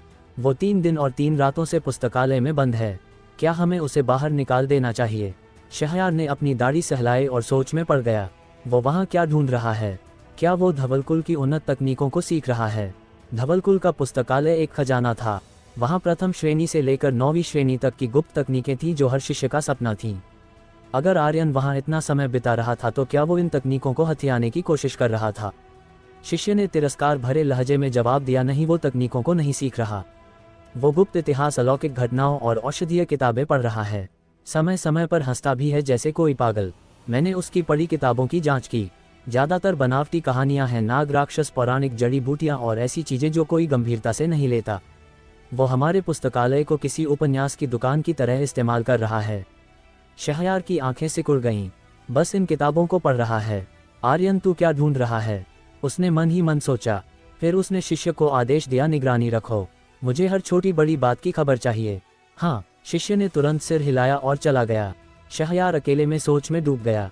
उसे समझ नहीं आ रहा था कि आर्यन का मकसद क्या था। उधर अमोघेश भी यही सोच रहा था। दोनों को आर्यन की हरकतें रहस्यमयी लग रही थीं। उधर लायबा पिछले 3 दिन से आर्यन को ढूंढ रही थी। वो हर जगह गई लेकिन वो उसे कहीं नहीं मिला। सूरमास से पूछ कर तो उसने उसके कान पका दिए थे। तेरा बॉस कहाँ गया? लायबा ने गुस्से से पूछा, अपने हाथ कमर पर रखकर। सूरमास ने कड़वाहट भरे लहजे में जवाब दिया, छोटी सुंदरी, मुझे सच में नहीं पता। वो बस गायब हो गया। लायबा ने अपने पिता को देखा और दौड़कर उनके पास गई। बाबा, आप तो जानते हैं ना कि वो कहाँ है। उसकी आवाज में बेचैनी थी। लेकिन अमोघेश ने नजरें चुराई और जल्दी से वहां से कोई बहाना बनाकर खिसक गए।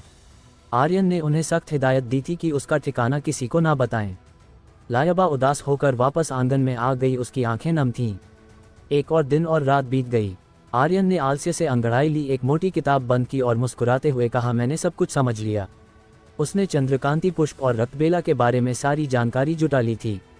किताबों के अनुसार यह जड़ी बूटियां नागकुट पर्वत श्रृंखला के गहरे जंगलों में पाई जा सकती थीं, लेकिन बस भाग्यशाली लोग ही इन्हें हासिल कर पाते थे। आर्यन ने मन ही मन नक्शा तैयार कर लिया था। उसे अब धवलकुल छोड़कर इन जड़ी बूटियों की खोज में जाना था। आधे घंटे बाद वो लायबा के आंगन में लौट आया। जैसे ही वो अंदर घुसा, उसे एक तेज खूनी मंशा महसूस हुई। उसका दिल कांप गया। लायबा गुस्से से भरी तेजी से उसकी ओर बढ़ी। तू पिछले 4 दिन से कहाँ था? उसने चिल्लाकर पूछा। उसकी आंखें गुस्से और चिंता से भरी थीं। आर्यन चौंक गया। मैं एकांत में साधना करने गया था, उसने हकलाते हुए कहा। लायबा ने उसे देखा और पूछा, तो क्या तूने कोई सफलता हासिल की? आर्यन ने सिर हिलाया। नहीं। लायबा ने उसे गुस्से में घूरा। 1 महीने में तू पूरा एक स्तर ऊपर जा सकता है और 4 दिन रात गायब रहकर भी तू कह रहा है कि कुछ नहीं मिला। तू मुझे बेवकूफ़ समझता है। तूने मुझसे वादा किया था कि तू धवलकुल नहीं छोड़ेगा। उसकी आंखों में आंसुओं की चमक थी। आर्यन ने जल्दी से एक कदम पीछे लिया और बोला, मैंने ये नहीं कहा कि मैं नहीं जाऊंगा, मैंने सिर्फ कहा कि मैं अभी के लिए इस जगह को नहीं छोड़ूंगा। फिर उसने तुरंत जेब से 2 स्वर्गीय नियति पिल निकाली और कहा, ये ले 2 और पिल, इन्हें आपात स्थिति के लिए रखना। ये पिल्स उसने सिस्टम शॉप से अपने पॉइंट्स खर्च करके खरीदी थीं। अगर उसे आध्यात्मिक जड़ी बूटियां नहीं मिली तो लायबा की जान खतरे में पड़ सकती थी और इस वजह से उसका मिशन अधूरा रह जाता। मिशन का पुरस्कार 3 विशेष वस्तुएं और डबल XP कार्ड था, जो आर्यन के लिए अभी बहुत जरूरी थे। लायबा का चेहरा भावुक हो गया। क्या तू पिछले 4 दिन मेरे लिए ये पिल्स बनाने गया था? उसने कांपती आवाज में पूछा। तू मेरे लिए इतना अच्छा क्यों है? मैं तुझे इसका बदला कैसे चुकाऊं? आर्यन ने लापरवाही से हंसते हुए कहा, अपने शरीर से चुका दे। लायबा ने तुरंत सिर हिलाया। ठीक है। आर्यन हक्का बक्का रह गया। अरे मैं तो मजाक कर रहा था, इसे इतनी गंभीरता से मत ले। वो अभी रिश्तों या भावनाओं में उलझने के मूड में नहीं था। उसका एकमात्र लक्ष्य डॉक वर्ल्ड में अपनी शक्तियां बढ़ाना और देवलोक में जाकर मुख्य नींव को नष्ट करना था। उसे ये भी पता लगाना था कि देव प्रभु ने उसकी मां की आत्मा को क्यों लिया और उसे किस उच्च लोक में भेजा। उसके अनुमान के मुताबिक वो आत्मा मुख्य नींव के पास थी। आर्यन का मन इन सवालों में उलझा था और उसे अभी प्यार मोहब्बत में कोई रुचि नहीं थी। बात खत्म करके वो बड़े कदमों से अपने कमरे की ओर बढ़ गया। लायबा वहीं खड़ी रह गई, उसकी आंखों से आंसू बह रहे थे। देर रात आर्यन अमोघेश के कमरे में पहुंचा।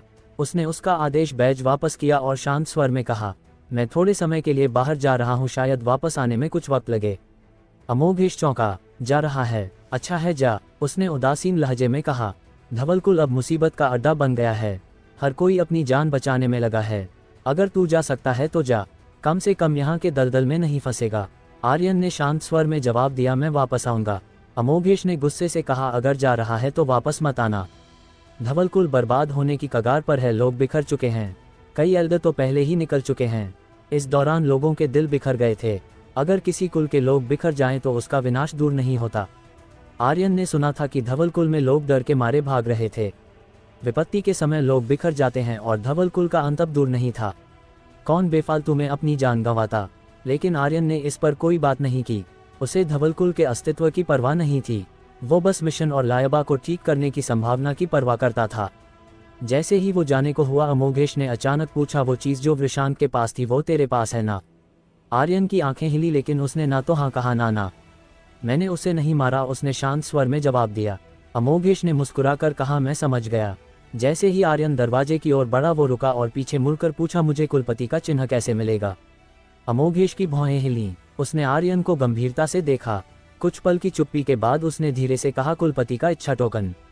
कुलपति का इच्छा टोकन, आर्यन ने मन ही मन दोहराया।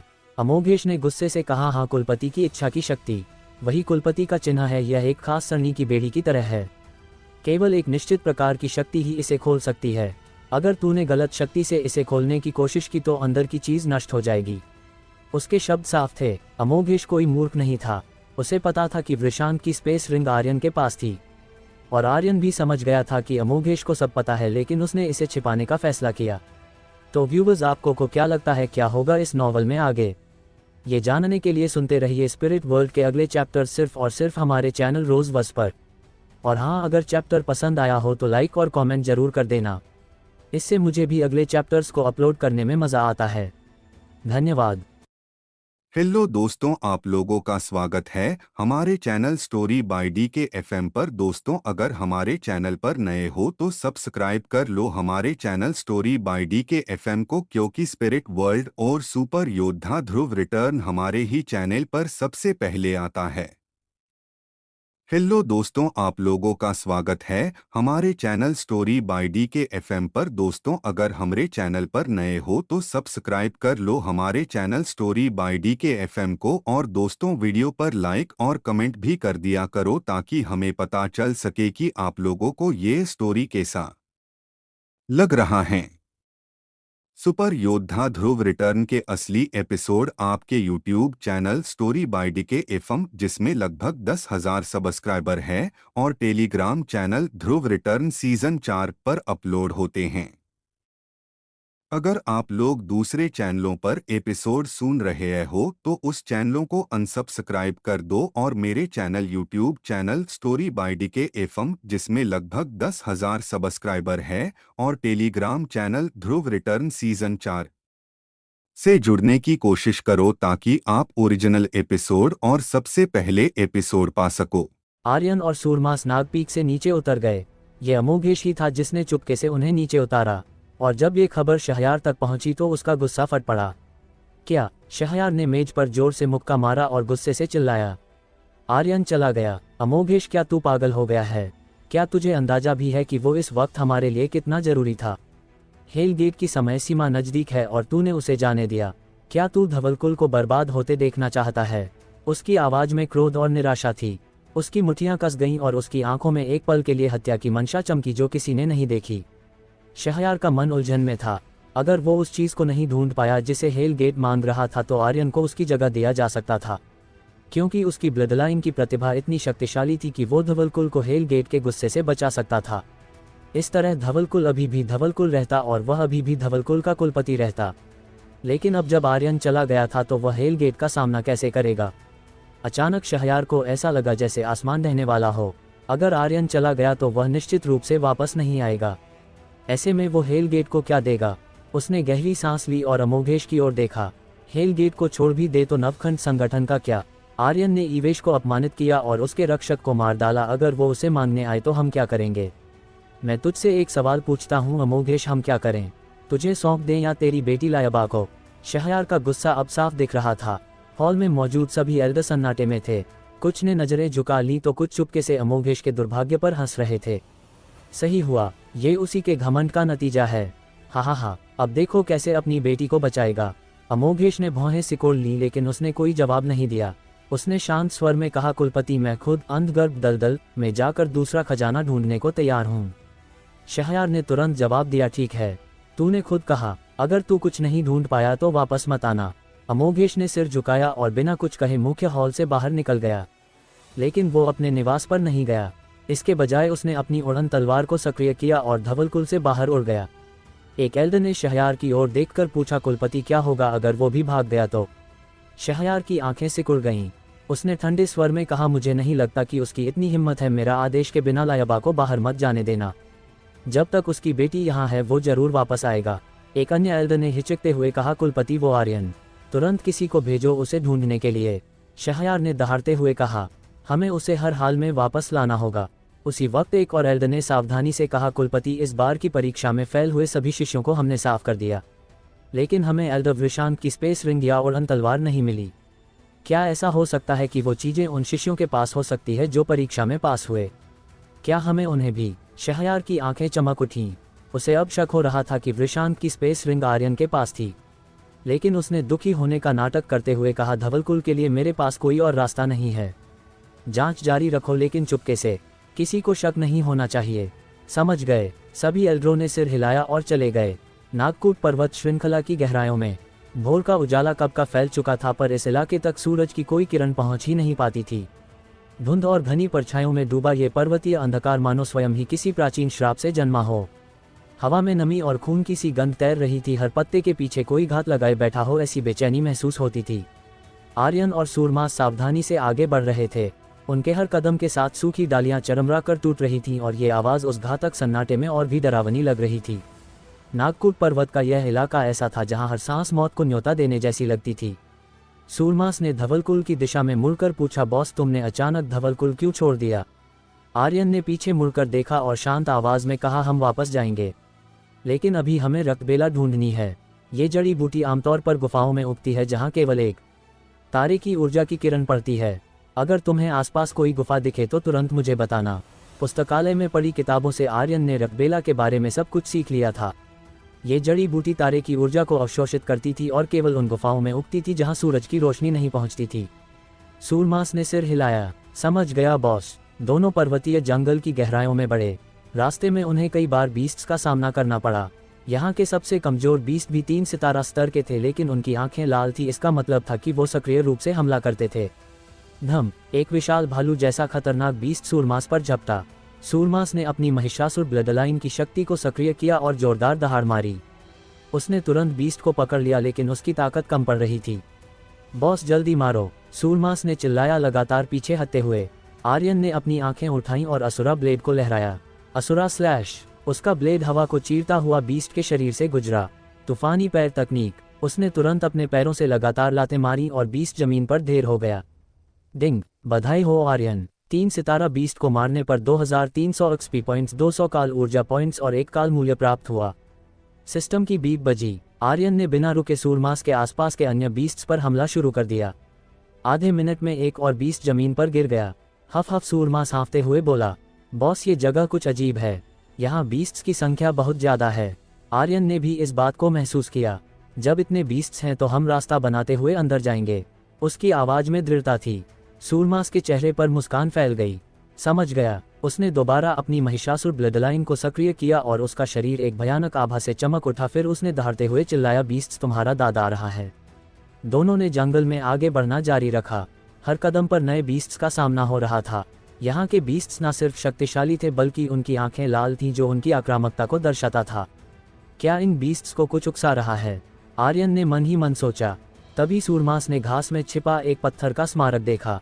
बॉस यहाँ कुछ है, उसने चिल्लाकर कहा। आर्यन ने स्मारक पर लिखे शब्दों को पढ़ा, जीवितों की निषिद्ध भूमि दफन घाटी। वहाँ का माहौल अचानक भारी हो गया। आसपास की घास अंधेरा और उदास वातावरण किसी रहस्य को छिपाए हुए था। दफन घाटी, आर्यन ने बड़बड़ाया। सूरमास ने हंसते हुए कहा, क्या बकवास है ये? जीवितों का निषेध दफन घाटी? किसे बेवकूफ़ बना रहे हैं? उसने स्मारक को उठाया और उसे सैकड़ों मीटर दूर घाटी की गहराइयों में फेंक दिया। तुम्हारा बाप यहाँ है, अगर हिम्मत है तो बाहर आकर मुझे मारो। उसका घमंड आसमान छू रहा था। धम, अचानक एक जोरदार आवाज के साथ घाटी से एक खतरनाक आभा फैली। ऐसा लगा जैसे कोई विशाल दैत्य जाग उठा हो।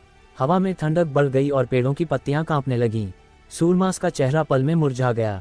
बॉस, हमें अंदर जाना चाहिए या नहीं? उसने कांपती आवाज में पूछा। आर्यन ने उसकी ओर आंखें तरेरीं। मैं वाकई तुझे सलाम करता हूँ, तूने पहले ही घमंड दिखा दिया, अब पीछे हटेगा। उसकी आवाज में तंज था। दफन घाटी में कदम रखते ही आर्यन और सूरमास को एक अजीब सन्नाटा महसूस हुआ। जिस खतरनाक आभा ने पहले उन्हें डराया था वो अब कहीं गायब थी। आसपास कोई बीस्ट नहीं था और हवा में एक अजीब सी शांति थी। घाटी घास फूस और उजड़े मलबे से भरी थी। ढह चुके घरों के अवशेष और खोदे गए मलबे के ढेर बिखरे पड़े थे, जैसे यहाँ कभी कोई सभ्यता बसी थी जो अब वीरान हो चुकी थी। आर्यन ने चारों ओर नजर दौड़ाई। उसे ऐसा महसूस हुआ जैसे वो किसी खनन क्षेत्र में प्रवेश कर गया हो। सूरमास ने हंसते हुए कहा, बॉस, यहाँ तो कुछ भी नहीं है। क्या ये दफन घाटी सचमुच इतनी खतरनाक है? आर्यन की नज़र एक गहरी अंधेरी खदान पर पड़ी। उसका मुंह काला और भयावह था, जैसे कोई विशाल दैत्य अपना मुंह खोले उनकी प्रतीक्षा कर रहा हो। ऐसा नहीं है कि कुछ भी नहीं है, उसने धीमे स्वर में कहा। शायद सब कुछ वहाँ अंदर है। चलो जाकर देखते हैं। आर्यन ने आदेश दिया और सूरमास उसके पीछे पीछे चल पड़ा। हुआलाला। जैसे ही दोनों खदान में घुसे एक ठंडी हवा का झोंका उनके चेहरों से टकराया। हवा में एक सड़ी गली बदबू थी, जैसे वो महीनों से गुफा में ठहरी हो।